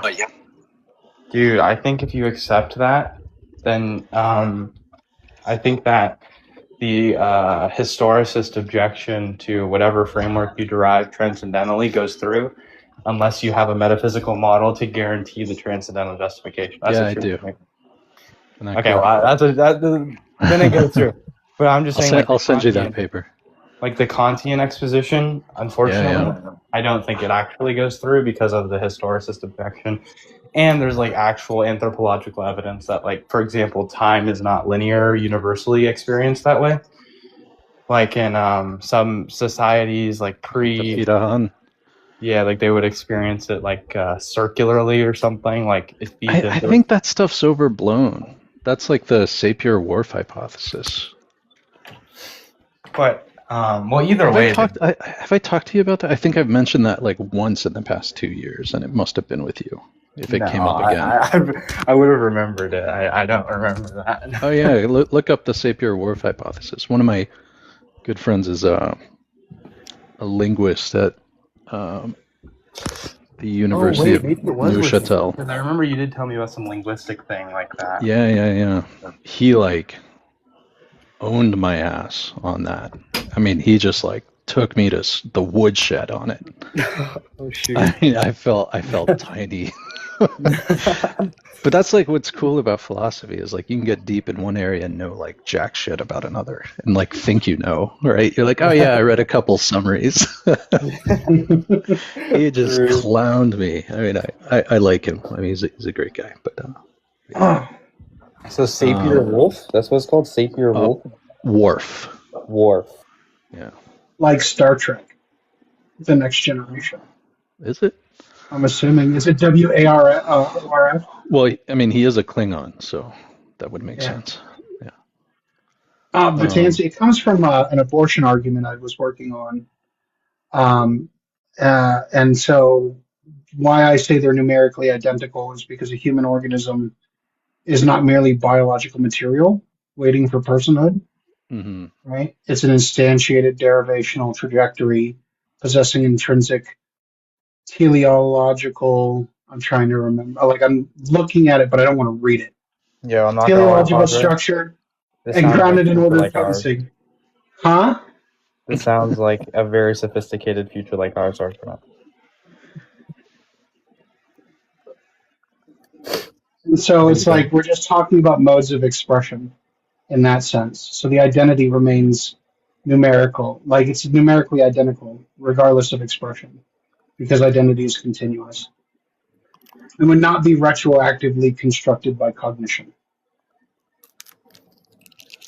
So regardless of expression, the identity remains. Well, so in virtue of what is the expression changing? Well, in your hypothetical, because look, the expression is the change is how the artifact expresses itself. This rational agent has experienced radical amnesia. They no longer remember their prior history, and they now have what we would consider new history. But that doesn't mean the prior history ceases to exist. It's just no longer accessible. The prior history ceases to be load bearing. Based. We should kill all dementia people. Yes, exactly. Yeah. That's exactly right. Offload dementia patients. That's it. Ooh. I mean, seriously, Stephen Amell. That's what we need. You know what's sad is I actually volunteer at like an ageist living, like an old folks home, and I work at. I don't go to the memory care section. They don't let me up there, but I hear a lot of gossip about the people up in the memory ward by the people who are not there. And I swear there's this one lady that's always trying to get this lady that she doesn't like committed to the mental ward, and she like makes up stuff about her all the time. It's so sad. I mean, they're both kind of on the edge, but aging is tough. What was I going to say? I was so if like taking an infant and like a teen, like if you say that they're numerically identical, then there has to be something that makes them the same thing, right? And you're saying it's not going to be, experiences or the body or memories. So like, what is it? I guess that would be in virtue to. I would have to say it's configuration, right? Like its derivative configuration is unique unto itself, right? It might share like a kind, like a genus, it's a human being, but that configuration itself is unique unto itself. You said its derivative configuration is what? Is unique unto itself. Like the way that I'm trying to think of how to say this, because I write better than I talk too. The way I view it, the way in which my capacity, its structured expression, and its relation has configured itself is what we call Padre, right? That physical representation. And I'm the only being, the only artifact that has that particular configuration. That's how I can say that I'm different than you. Even though we're both humans, the expression of that configuration is in differentiation to mine. And so even if how I remember my cognitive state references that configuration, regardless of my access to its historicity, it is persistent. It remains the same. That configuration carries with me until the conditions are no longer met in which that configuration obtains.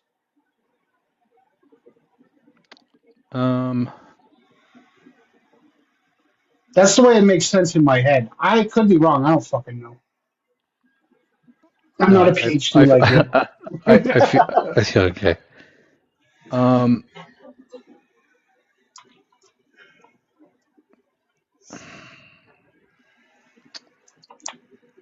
So when you talk about, isn't it? It just seems odd to think that if I had, like, what, I find it very difficult to specify what it is that is staying the same, and what it is that is persisting from one point to the next, if it's not going to be tethered to its history, if it's not going to be constituted by its history.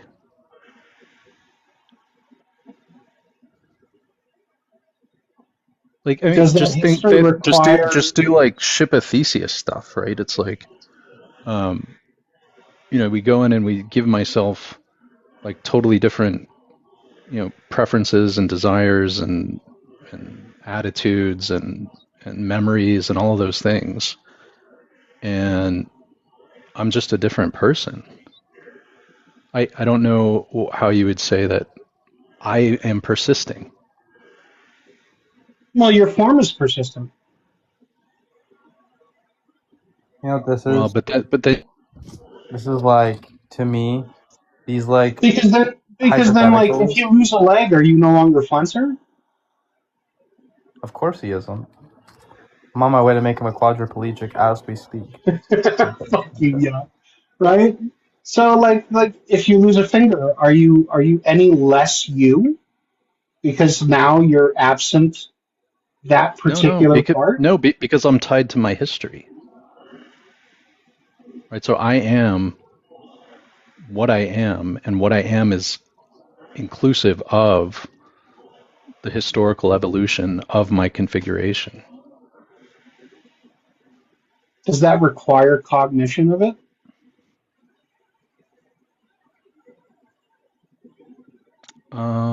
Does it require knowing about it?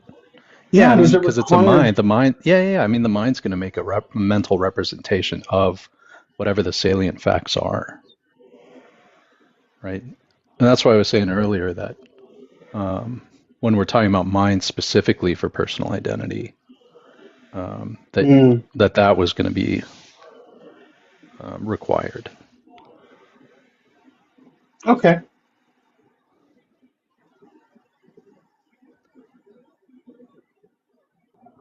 I'll also send you a message tomorrow to send me a link for your paper so I can read it.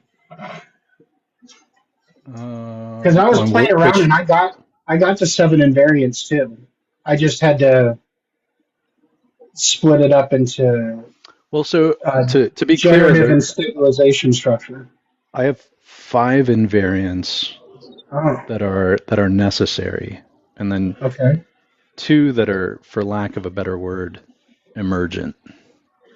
And it seems really weird to me to say emergent invariant, but it's like given sufficient structure, asymmetry, intelligibility, things like that, or something along those lines. Reflexive differentiation. Yeah, things like that. Yeah. Yeah. Because the 4 additional I got were, which I would say were then emergent, would be asymmetry, intelligibility, reflexive differentiation, and transformation beyond potence, form, and primitive relation. I think if anytime you go into like a structural account, I think you're going to hit on a lot of the same stuff. I mean, there may be differences in kind of how it's all formalized, but I think it's all open to revision. I think the hard part is making sure that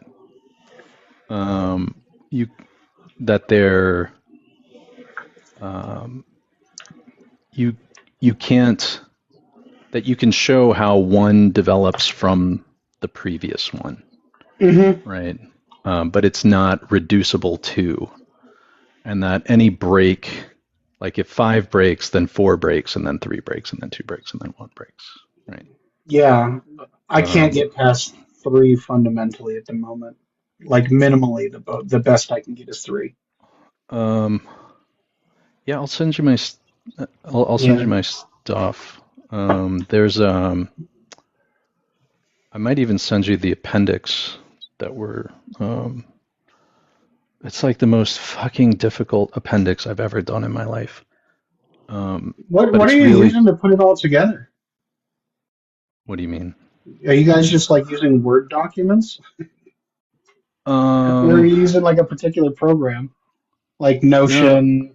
No, we're old school. Oh, okay. Zoom meetings and shit. Where we talk about it, and then we go off and we have like different assignments that we have to knock out before our next weekly sync. Yeah, on there, I'm but trying we to keep get it. everything We keep put it on into, like, Drive. into like a markdown format, so that I can just send it as a file and anyone can read it. But it's a lot. Yeah, it's hard work, but it's the Lord's work, you know. It is the Lord's work.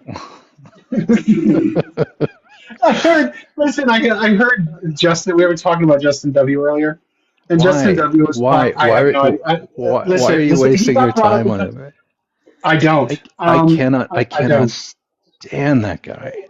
Well, the thing is, he said something, and it immediately, I was like, I'm done. He just immediately triggers me. I don't know what it is. You were writing a transcendental argument for atheism, and I was like, that is not even fucking close. I haven't even read your paper, just from our conversations. I'm like, no, stop. Yeah, he's that man. Like based on my AI limited interaction with him, he's a charlatan. Listen to how he explains things. He sounds like he's reading from ChatGPT. I mean, if he is, he needs to upgrade his membership to like a more premium model, perhaps.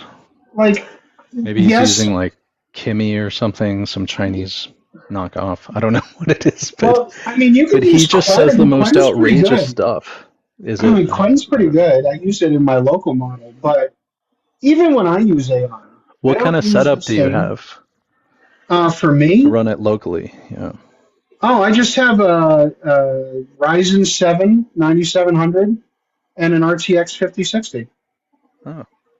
I partition, so I have like an entire stack, so that I don't like kill the shit out of my system. So it only works on a little bit, packages it, and then dumps it off to another local model that's job is only to run this next little step. Mm-hmm. So right now my stack is 7 agents, but it's getting way too complicated for me. I'm gonna end up paying someone. I've wanted to play around with agents, but well, the only reason I'm doing it. Yeah, I was just too worried about like security stuff, but I guess running it locally helps. Yeah, I mean, with that, you're gonna the biggest expenditure is gonna be RAM. Yeah, RAM's freaking expensive now. Do you remember when RAM was like cheaper than dirt? Well, the reason why is because no one's using, Daddy Elon's new compression algorithm, which has helped me as well. Like, he's open sourced the compression algorithm for Grok, and so that reduces your GPU and RAM load and usage and power usage. Well, that's nice. It's like a 60% drop. Wow. I went from full throttle on my GPU to I constantly run my agent stack, and I don't, even when I'm playing like Warframe, I don't top out above 40% usage. It's wild. about cost overruns? If you have your agents doing shit and all of a sudden you wake up and they're like, you spent 12 trillion tokens. No, because I work, so each stack only works within a limited token amount. Okay. And so the next step in the stack, the agent recalls the package from the previous agent as its reference and just fulfills the next step. Oh, so it doesn't have to redo everything. Nope. And that's the difference between using generative and agentic. Is agentic, you can break it apart and have an agent do very hyper-specific tasks and then pass it on to another agent. And you can do that all through like LM Studio or Docker or Olama through your terminal. I use Obsidian. And so I just run patches into Obsidian as the reference. I see. Yeah. What do you think of, I would assume that you would think that the way LLMs are functioning now, they can't be conscious. No. Right. No. But what do you think of the way Jan LeCun is talking about? No. I think that it would be synthetic. I don't think it'll actually ever be true consciousness. Because within my system, consciousness requires a localized form and expression of it. And so their form only exists in abstracto. There is no concrete form to it. Did you see them? They recently simulated an entire fly's brain in a machine in code. There's some cool shit you can do. I thought that was really cool. Just watching this little like digital fly around and get water and explore its environment and do all that stuff. It was pretty wild. Yeah. No, my next paper is on a recursion issue I have with causal infinitism. That persistence of identity thing.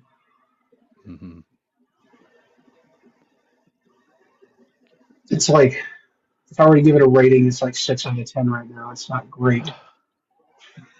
And my network has been down for like the past 3 hours, and I'm too lazy to get up and reset my modem. I try that.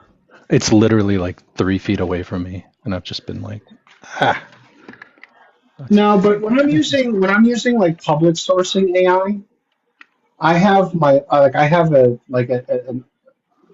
methodology for using it when testing like any of my meta-ontological theories or things like that. You have to be really careful with AI and metaphysics.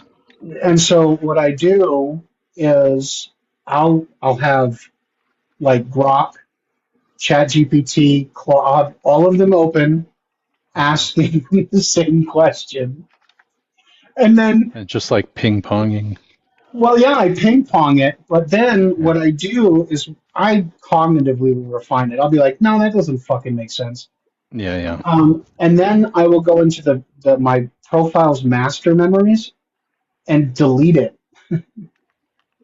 And then run my refinement and see if their objections remain the same or anything like that, or if it says if I'm watching drift. I use it also for my paper to map semantic drift. Yeah, LLMs are shit at that. Or I guess they're really good at semantic drift. Well, yeah, they're fantastic at it. Yeah. But so far, you know what? It's not their fault. It's that metaphysics itself is rife with semantic drift, and it's like this is what metaphysicians say. So, but so far, from my paper, if you run the Python stack in an LLM, it maintains persistence. So far, I'm at 12,000 tokens generated. Well, it maintains persistence in system. That's not bad at all. That's tiny. No, so it's tiny, but I have a fucking little ass computer compared to a data center. If I had access to a data center, of course I'd run logic model simulations. But to do that, I have to run a shit ton of small ones, so that when I produce my findings and a larger one picks it up, that's how you get into that. It can't just be like, hey, I got 1 minute and 34 seconds, and that's the best I can do. Yeah. I got 200 tokens in, and then it craps out. No. Oh my God, our power's out. Oh shit, dude. That's why nothing fucking works. Holy shit. I was just like, man, there's not even a light on this modem. Yeah. That sucks. Oh my God. Oh, I'm in a state of emergency right now. Oh shit. Microwave's off. Holy shit. Refrigerator's off. Oh my God.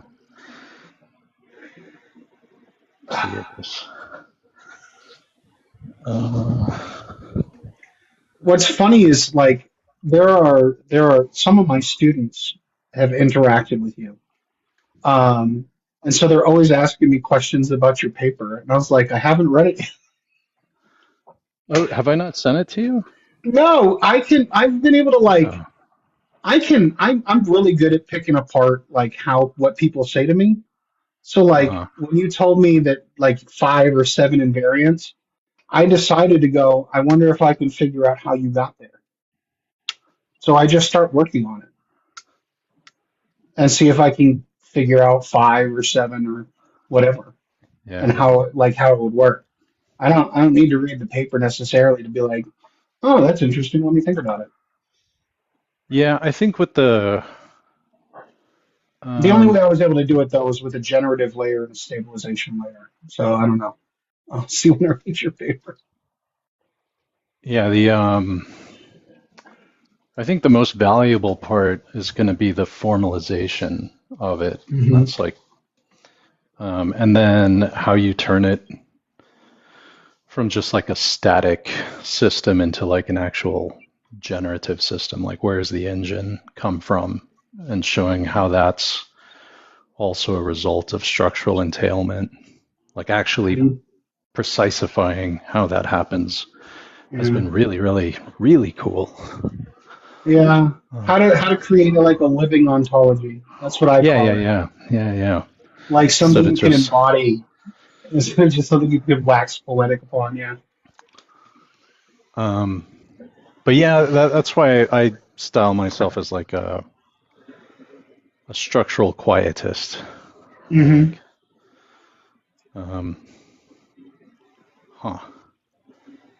Should I be worried about not having any power? Well, one of the things I would check is your local power distributor to see if any outages have been reported. Yeah, let me go do that. I'll jump back on in a little bit. Oh, dude, I think everybody's asleep. I think this one's dead. It's like 1 o'clock in the morning for me. I don't know what time it is for you. It's midnight. I'm in the Seattle area. Oh, okay. Yeah. I figured you were a West Coaster. I just couldn't place if you were. Well, I'm originally from South America. So I was Get out of here. Yeah, I was born in Colombia. Okay. You're the second guy I've met recently.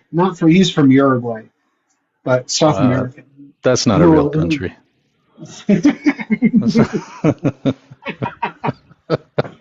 That's one of those made-up countries. It's one of those fake ones.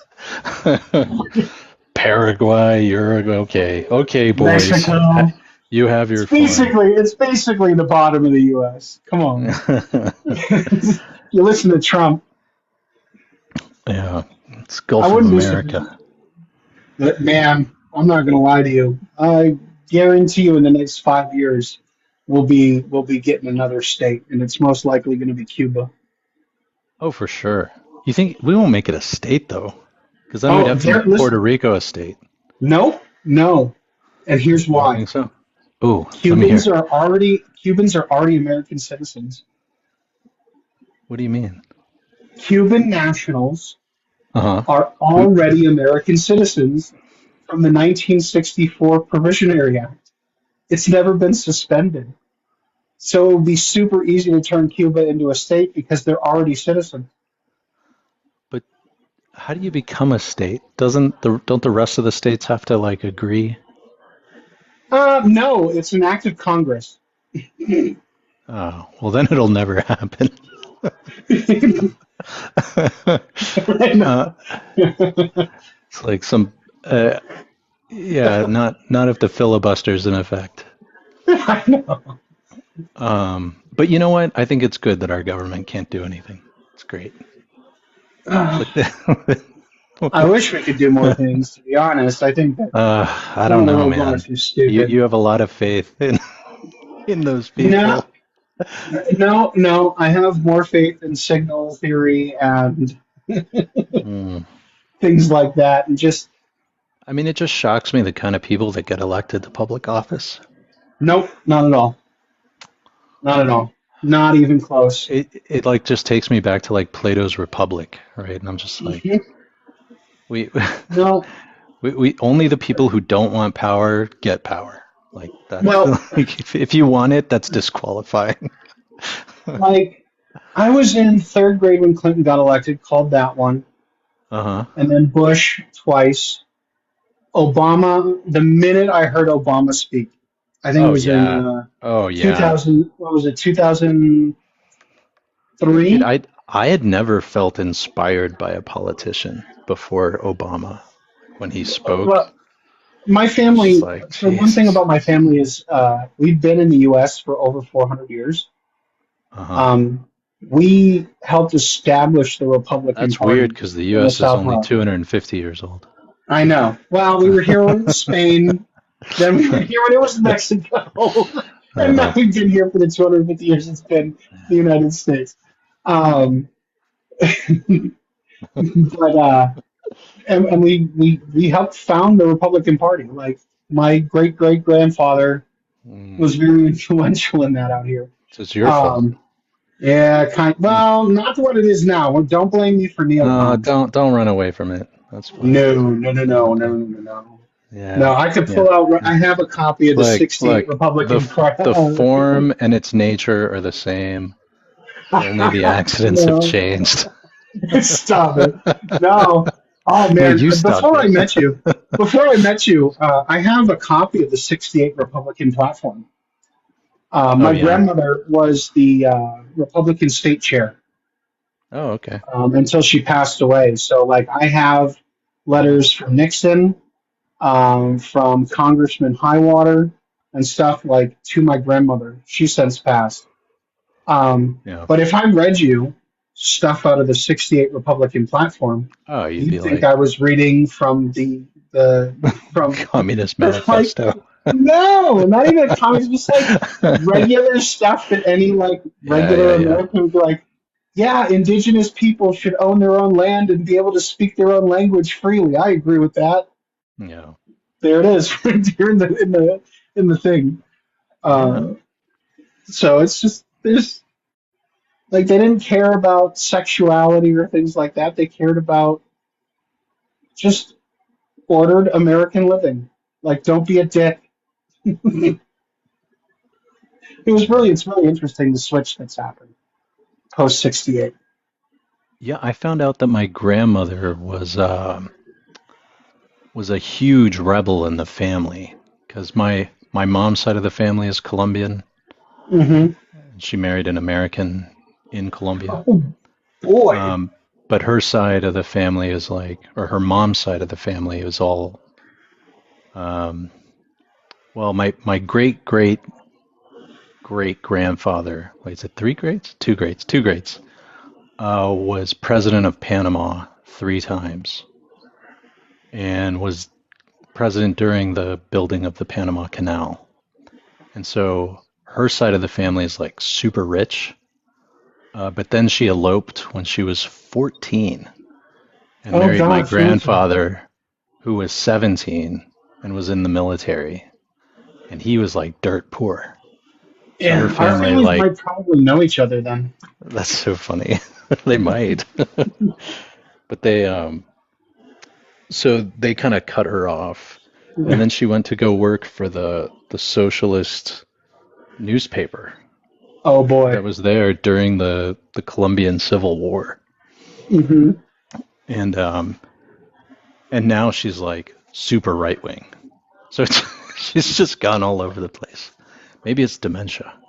No, But she's so, because I think she used to have sympathy for the quote unquote freedom fighters, right? The guerrilla. And I think once it was taken over by the drug cartels, and then they started owning the drug, like they took over the drug cartels. She's like, get him out, like she doesn't. Yeah. She's like, round him up, shoot him up, and that whole thing. Well, she learned the lesson that everyone who has dreams of egalitarian utopias learns is that you can't beat what we are. You can't remove incentivization. You cannot remove hierarchies. I heard it was some comedian who said something like, communism is a great idea, wrong species. Yeah. Yeah.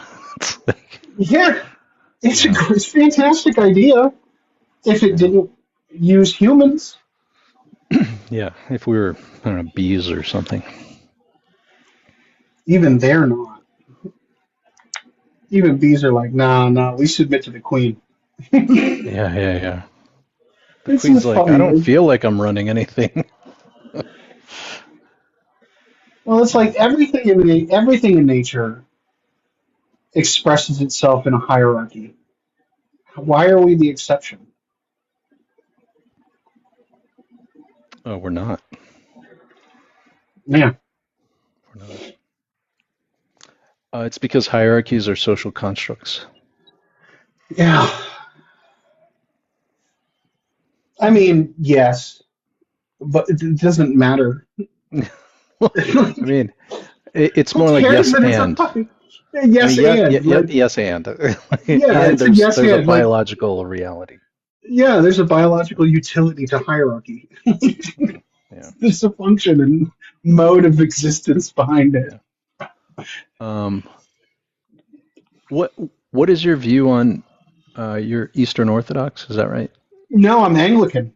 Oh, you're Anglican. Oh, you're barely religious. No, actually, no, I'm out kidding. of all of them, I'm probably I know. Wait, isn't it like Catholicism without the Pope? Isn't that kind of what it is? Yeah, it's Catholicism without the Pope, and priests are allowed to get married and have kids. Oh, God. Basically Satanists. Gotcha. No. Yeah, your lecherous, lascivious lifestyle. I mean, I understand procreating. I know. I always thought that was a strange requirement on priests, because my dad dogmatic. Pushed me. He was like, Josh, you would make a great priest. Yeah. I was like, but I can't. Then the ladies. I love women. No. I cannot remove that from myself, and I lack the self-control to maintain it for extended periods of time. Yeah. And so, like Paul said, if you have the burning passion, homie, get married. Right, yeah, and just make sure you keep it all in the house, Oh, absolutely. No. No, I've made it pretty clear on here. Everybody knows this will be the first time you're hearing it, but if you attend my congregation and I find out you have touched a child or a woman, oh my God, God ain't gonna save you, homie. Yeah. I have other rules I still have to follow. God will allow it. Well, permit. It's not so much a permissibility as so much as an entailment from second order derivations, but whatever. Because relation is mediated, you have the capacity to misrepresent, and so misrepresentation and variation includes gross misrepresentation. And if freedom is real, which is the ability to either represent or misrepresent, then that shit's an entailment. You have to accept it. But you don't think? I mean, I don't want to get into the logical problem of evil or anything. I don't think it's substantive. Like I think evil's you a know what? vibration. I would love, because I'm working on a paper right now about it's essentially about the role of theodicies and what the effect of theodicies are on the idea of evil and God being constitutively opposed to evil. And so yes. I would love your take on it, because I've only gotten like my side of the fence. Oh, well, because again, like if we're talking about sin as a structural thing, then sin is defined as misrepresentation, right? And if we're talking about God, this structure that exists in a necessary modality is impossible But for it to misrepresent it. every representation is going to be imperfect. Sure, to a degree, yes, and that's an entailment of reflexive mediation, right? None of us, because we're derivative, are never going to perfectly reflect necessity because we have that dependency relation. Oh, so do you think God has a mind? Yes, but not in the way we do. Don't say analogically. No, it's content internalism provided by relational closure. You think content internalism is true? In a necessary modality, yes. Oh, interesting. Yeah, we could get into that too. Yeah. Well, in the triad, it has it's relational. I have to run because I have to figure out if I need to get my kids out. If I need to wake them somewhere up. where there's electricity. Absolutely. I know if there's like a flood coming or something. Okay. Yeah. All right, I'll talk to you later. Man. Yeah. Talk to you later. Sounds good.